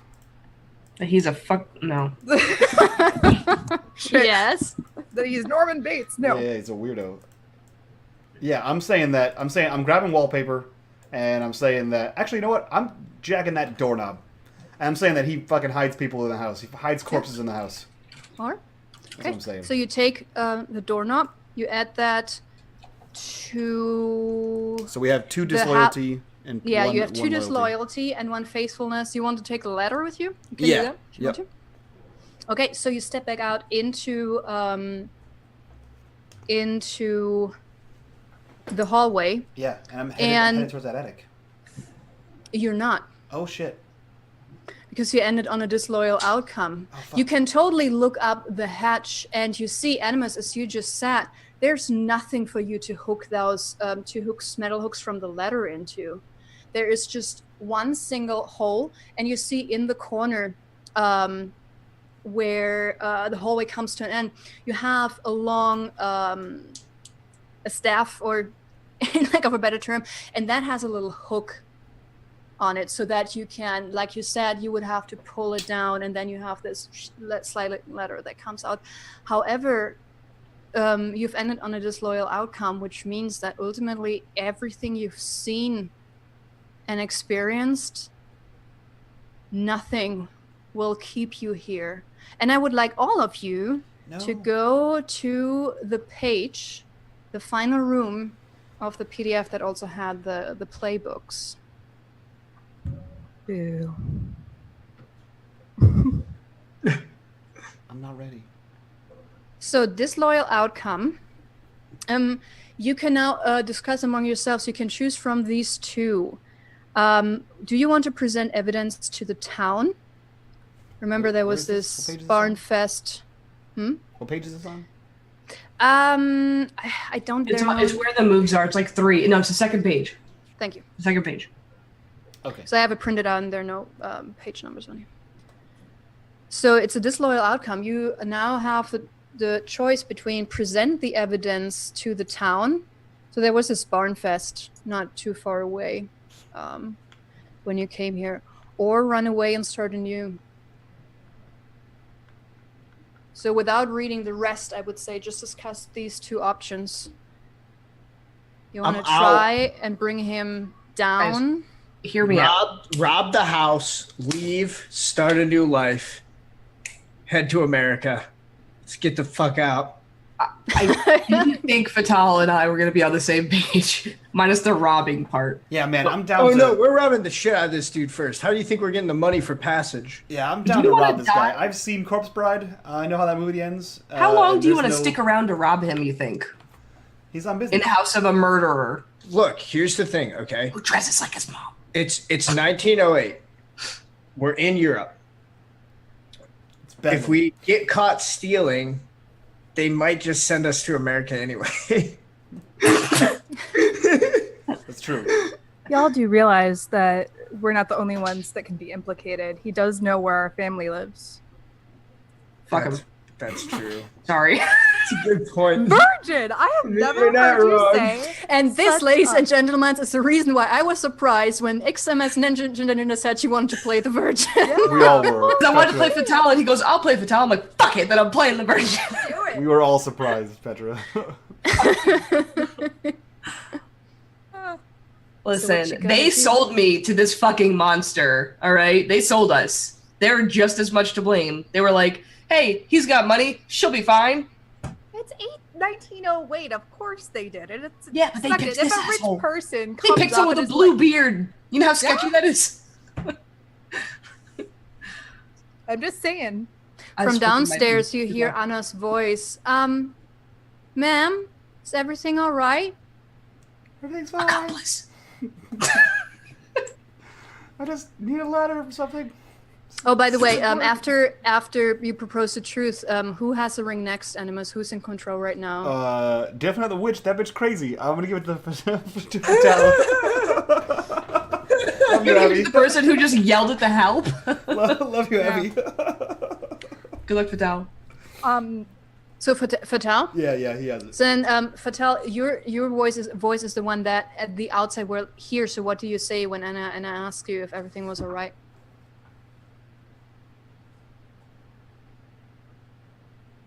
Sam. You don't hear her coming up the stairs. You just hear her sort of calling up. I don't respond. What? You hear the witch really loud in your head be like, seriously? She's gonna come up here and see all the stuff. She's gonna come up here and see all the... Can I please take the ring? No, I can't take the ring without somebody giving it to me. I'll calm down. It's fine. We're settling into our new room. And it's good that you said that because you heard her sort of stepping. Because it's an old house, and even though there's a thick carpet on the stair, it's a squeaky stair, and you have a creaking noise. But then she stops, and you hear her going back and say, "All right, just let me know if you need anything." Will do. Ladies, we need to get out of here now. Yeah, I want to go. I think we should leave. I think we run away and start. I wanted to go. Okay. Chick. I know that you guys think I'm crazy. However, picture this. We are legally married to him. If he dies, that's all of our problems gone. But killing him isn't an option. How is killing him not an option? Also, at this point, you We have have two no other options. choice. Present you have evidence just to the these town two or options. otherwise. Never mind. Yeah. Well, we don't you have any can- solid you're- proof. You're free, Listen, we'll wait you're till free old to age kills protest. him. He's a lot older than us. We'll wait till he dies of old age, and we'll come back and inherit everything. Oh, that's how it works. Are you on board now? Can we go? Okay. Done. I would love to. So Okay. what do? You leave the house, but do you go and present your evidence to the next people of the town you find, or do you run away? They're gonna take all our inheritance. Book it. Yeah, I was about to say there's nothing here that's solid proof that he has done all of this. This is all us just speculating and going off of, different feelings in that house. We've got nothing that anybody would believe. Yeah, we have no. So you're running away. Are you all? Yep. Apparently. Okay. Then you can leave or sort of put all your handouts aside, and I'm just going to have a few questions for you as we're going to narrate the rest of the story. So let's say on your way out, you're able to grab something of value. It can't be too big because you have to be able to hide it underneath your coat or something. And you have to be fast because as soon as you open the door, like Anna comes out of the kitchen and the others and like, Miss, where are you going? But you keep running off and nobody comes after you. But whatever you grab, it gives you enough money to get you at least a train ticket. It might not be enough to leave the country, but you get far, far, far away, several hundred kilometers. Sort of, in terms of Germany, you could make it from Berlin to Munich. That's a decent way. In American terms, maybe not so much, but in German terms, that's a long stretch, a long distance. And yeah, you find a new place to stay somewhere, you take on some odd jobs, you're constantly watching over your shoulder, and one day you find a paper that covers all of the whole of the country, and you stumble upon this small article. This was like a side note that something really terrible happened to that family in a town that you came from. So, first question to the witch. How does your beloved husband make your family pay for your disloyalty? From our conversations,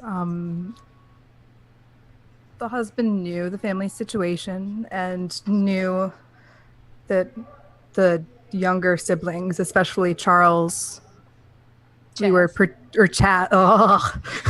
What do you have against his name? I don't know, Chaz. It doesn't. Anyway, especially Chaz, we're very close to. There's a detail in the paper about a pretty brutal act towards Chaz, and also there was one lone survivor who, one of our sisters actually, who ended up mysteriously getting married shortly after. Who was the survivor? I'm a little bit confused. So the brother was sort of killed. Yeah. Okay. In a pretty brutal way. And then one of our sisters was kind of married off to who we could assume was our ex-husband. Yep. Sounds good. Let's say those would be definitely two different articles. Yeah. See the one about the murder first, and then a couple of months later, quick announcement. And I mean, he's a very influential guy. His company is quite valuable, so there would definitely be a small note of Robert Tennyson marrying once again after his third wife just vanished, just betrayed him and just left him. All right. So you begin a new life, and you begin to settle down a little bit, and after a year or two you stop looking over your shoulder, at least constantly. You still do it every now and then. Animus, does the bride, or I should say, do you start a new family, or do you start a family at some point, perhaps even ask someone to marry you? I'm going to say no, especially after that article, for fear of that article happening with the husband. For fear that he sees a small town newspaper by happenstance and realizes that is his once bride and returns for her. So you stay alone? Not even a cat or a dog? I mean, maybe a cat. Whatever doesn't get you in a newspaper, right? But she becomes. You don't have to marry it. Yeah, she becomes an old spinster. Okay.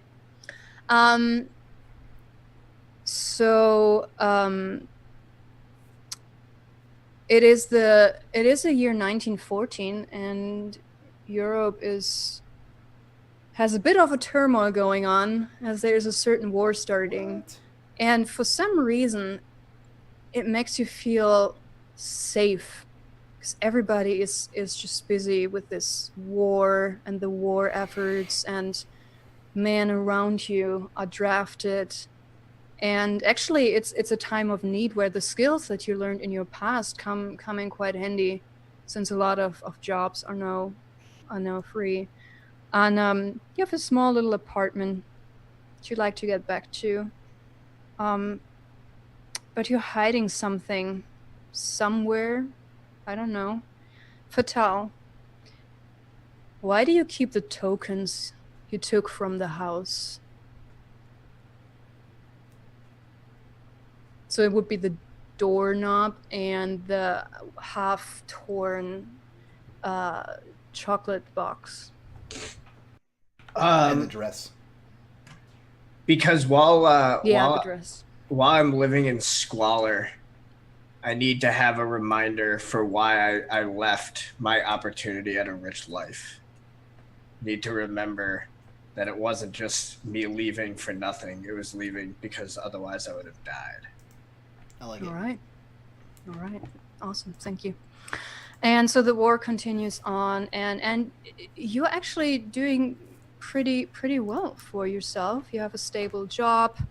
So it's just a normal work day, and summer's over.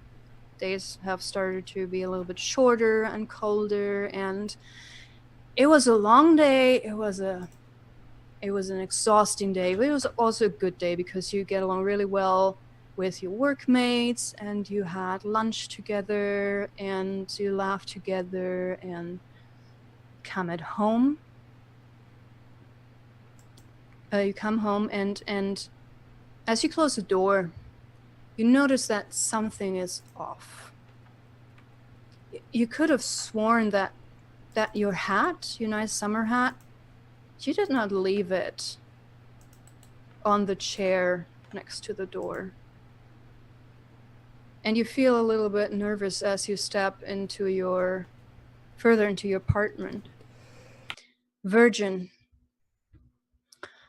what loving gesture does your ex-husband make when you find him sitting in your living room and a knife is in his hand?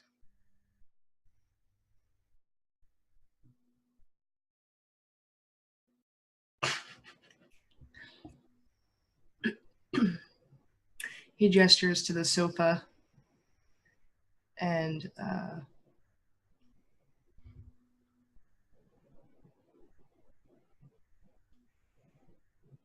asks if she's missed him.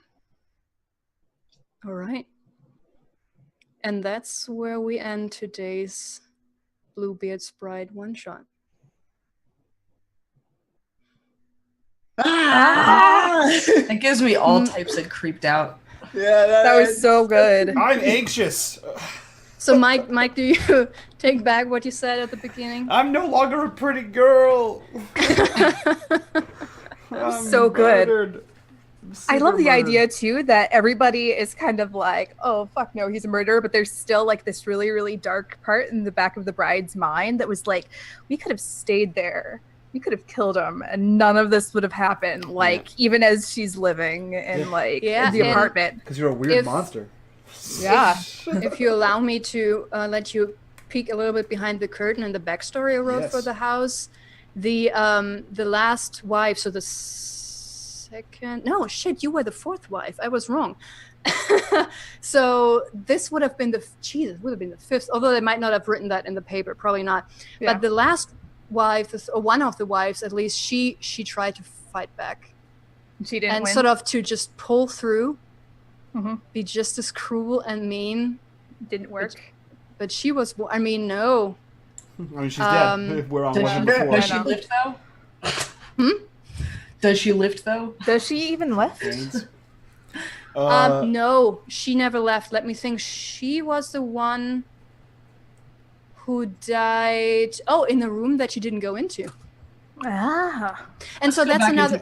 Yeah, that's it was really interesting for me. Again, I've never played this game either as a player or as a DM, and I thought that each room would take about half an hour because that is what happened in the other two games that I watched on YouTube.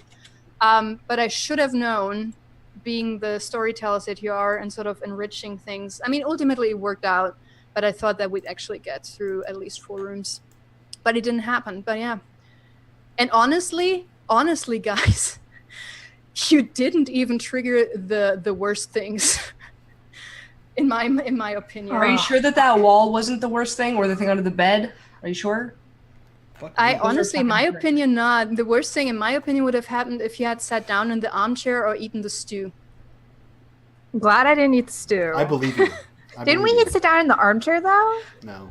No, nobody said it, because you were, and that's also so funny. Like, I should have seen that coming, because I, as a player, I'm always super paranoid.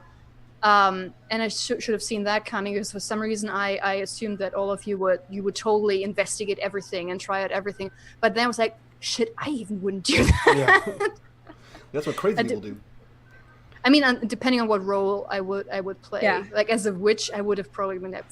But Abby, if somebody said it, I didn't hear it. I didn't hear anybody say, "Sit down on the chair." We investigated the chair. No one said people looking at it and sort of. No, we investigated it and then tried to break it, or thought about breaking it. Yeah. And then we were like, "Oh no, we can leave." Yeah. But that was dope. That was far different than what I expected. I had a blast. From what you told me and just seeing the artwork, I was like, oh, this is The Corpse Bride, the movie The Corpse Bride. And now playing it, yes, this is The Corpse Bride. This is for sure the movie The Corpse Bride. If you haven't seen that movie, go see it. It's a children's take on this. So yeah, sad. Super dope. Yes. Yeah, it is a little sad. Super dope game. I had a lot of fun. This was a super dope charity stream. We did a 13-hour charity stream, or almost 13 hours. Went a little over. That's totally fine. I only fine. went over 50 minutes. I looked at the. You did. Totally fine. Totally fine. We had it is a blast nonetheless. So let's go around, introduce our cast and crew here, get your thoughts on this game, and then we're gonna go raid someone else who's currently doing a charity stream also and could use all the charity love. So let's start with our wonderful, magnanimous groundskeeper, Petra. Who are you? Where can we find you? And what did you think about this one shot? This is your first time running the game. Yeah, I'm Petra. You can find me on Twitter, and I think I already mentioned that. Did you post my Twitter handle? I did. I'm gonna post it again. Thank you. Yeah, I'm active on Twitter. I have one account that Mike is linking to. That's my nerdy account. And from there you can get to my business account, where you can see what I'm up to as a writer. I'm writing fiction for German learners, as I am a professor of German.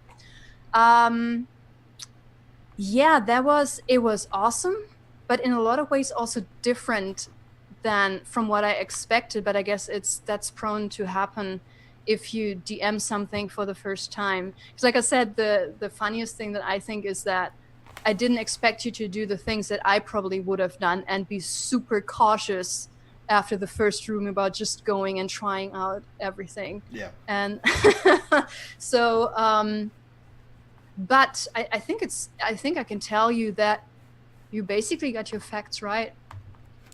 Although one question I have for you is, what do you think was going on with the wig and those mixed feelings, like the rage being male and female in one? He was dressing as his mom, like Norman Bates. Yeah, sort of, yes. If you would have gone to the attic, you would have found your husband sitting in another armchair, but facing away from you. If you would have just peeked through the keyhole, you would have heard him argue with his mother. And you would hear two distinct voices. So a literal spirit? But you at some point you realize there's just this one person in the room.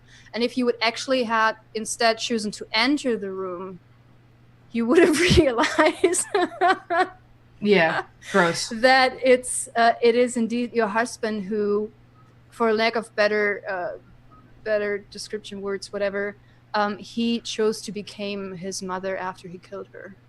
Norman Bates. Norman Bates. As soon as you were like, "There's a wig," I'm like, "Nope." But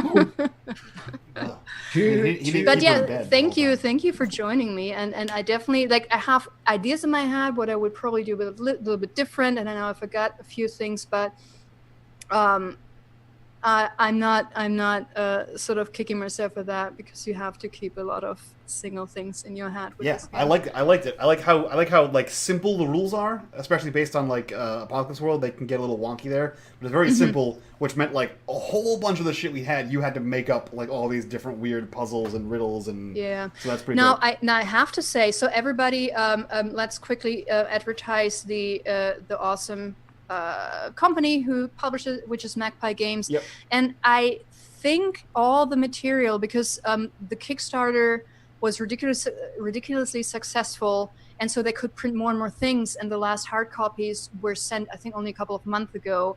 And if I remember correctly, all of the materials are soon to be able to be purchased from the website directly. Dope. And they have a rule book, and then they have a book of rooms. You can take stuff from them. And I took some inspiration, but I wanted to fit everything to the overarching narrative of a son and his mother. Gross and weird. Gross and weird. Gross. Let's jump to the newest face on the stream here. Abby, who are you? Where can we find you? And what did you think of Bluebeard's Bride? Holy shit. Yeah, my name is Abigator, or Abby. You can find me on Twitter at Abigator Frenzy. I'll be starting up a campaign on the Greyhawk channel here in June, but just if you follow my Twitter, it's literally the name in chat, my name in chat. Not sad, but Abigator Frenzy, that's just what I happen to. But yeah, no, I really, really enjoy role-playing games like this. I played one other that was similar, but it was just really, really nice to get to be able to play one on this channel, which I have been aware of, but I've never been able to play. So thank you for inviting me. Yeah. And especially for such a good cause. And holy shit, it was so, I find it very interesting, especially because you have all of these kind of stereotype trope narratives of women that you can take on, like the virgin or the mother or the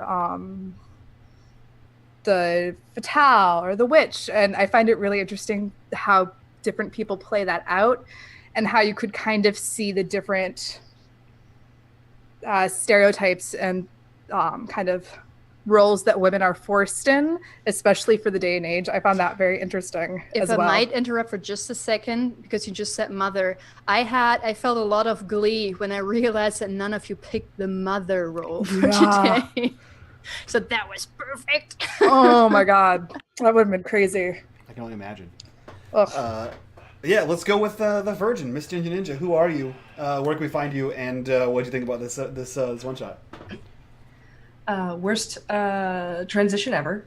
I'm Miss Ginger Ninja. I run a gaming channel. I'm here every Wednesday. I'm on Kelsatel 5 for Band of Blades on Thursdays, and then on Kit's stream, which I just came from before this. But I had a lot of fun. I do like you said, everyone can play the character differently. It's kind of cool how people transitioned into the, okay, no, you're right. I apologize. You're right. This person's a crazy person. Our characters kind of developed towards the end there. And Petra, you did a fucking awesome job. It was great. It was very descriptive, but you kind of let us do our own thing. You're like, do you want to do that? Are you sure? Okay. Yeah, that's another question I would have to all of you. And I don't want to keep anybody too long, but it is a very confined, in comparison to other role-playing games, a fairly confined set that you're playing with. Did you have the feel? I mean, to a certain point, that is what you're supposed to feel, that you're boxed in and there's no way out. But did you have the feeling that you still had enough options and things to do and to react? Yep. Yeah. And that's actually one of the things. Oh, sorry. That's a common trait amongst Powered by the Apocalypse games, because they're for the most part, well, I guess Apocalypse World, the ones that run closer to Apocalypse World are common like that, because they here's the class, and here's what the class's attitude is, and there's this, so you get that same kind of everyone plays the same thing, but you play but it's it an open world. Yeah. Here it's room by room. I kind of like but that. But you explore in your head, which is a different. It spins it. So okay. I like that. I thought that was pretty dope. Cool. Yeah. For sure. That, and then how you kind of have to adhere to what others are thinking.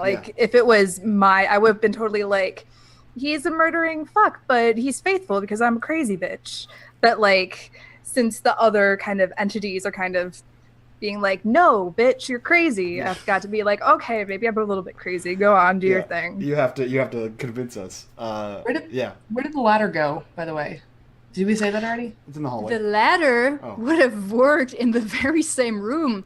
When I said, and that was another thing where I'm thinking, and I've experienced that with me being a player, mainly in D&D games, where afterwards you realize the DM thinks that or says something to the effect of, and I thought it was so obvious. Yeah. But to the player, it's not obvious. So I realized I might have to place my clues differently. But when I sat that you can extend it and it would totally fit the height of the room that you're in, this room, I thought that you would at least look at the ceiling because there was another trapdoor up there. That's what I thought. I thought the same thing too, but I was like, I thought it was in like the cubby hole, and then you were like, no, it's not there, and I was like, it's totally not going to reach. This is totally not the right ladder for the attic. I was like, there's got to be something else. But yeah, dope. So you wouldn't have been entered to go there. Yeah. But anyway. So let's jump to the prettiest girl on the stream. Sam, who are you? Where can we find you? And what do you think of this one shot? I'm Sam, twitch.tv/WizandFool, Twitter @TheWizandFool. I'll keep it short and sweet. I do stuff all over the internet. Follow me on Twitter and you can see where I'm at. I had a blast. I love Powered by the Apocalypse. I love focused games. I love a nice focused experience. I'm not usually super into like the horror investigation stuff, but I'm glad that I was with this group because you guys brought me into it more than I am normally drawn to this stuff myself. Especially Abby, it was great to play with you for the first time. Thanks for joining us. That's all I got. Thanks for donating. It's for a great cause, and donate more money for the kids. Hell yeah. Yeah, that is one thing I've noticed about like the detective style games is like unless you get into them, like they're too weird until you jump in. You're like, oh, this is fucking dope. Like I'm Dick Tracy. But if you have a group that like is super into the investigation, that helps it. Like I had a Cthulhu group that was very silly, and I've had ones that are very serious, and I'm like, okay, now I'm sweaty. And I don't know what to do right now, and I'm panicking.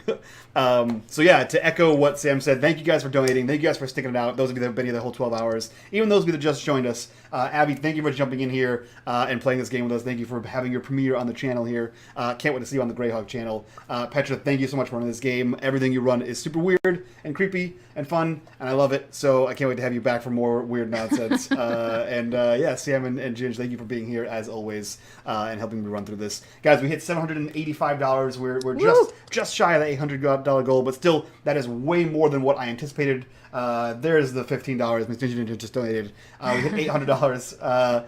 That is really bothering me. More than triple our goal, which puts us as a channel just under $6,000, and as a team, I think just over $7,000. But don't quote me. Yeah. And that's just for the year, which means we still have 7 months left to see how high we can get. I think we can hit 10 grand, which will triple our goal from last year, which is insane. So thank you guys for coming by, and thank you guys for donating and all that fun stuff. And with that, we're going to go raid our friend Arvin Eleron, who is currently doing what he calls ArvCon, which is a 3-day streaming marathon that he is currently doing for cancer research. So definitely go jump in there, give him all your hot, sticky raid love, and from all of us to you guys, bye-bye. Bye.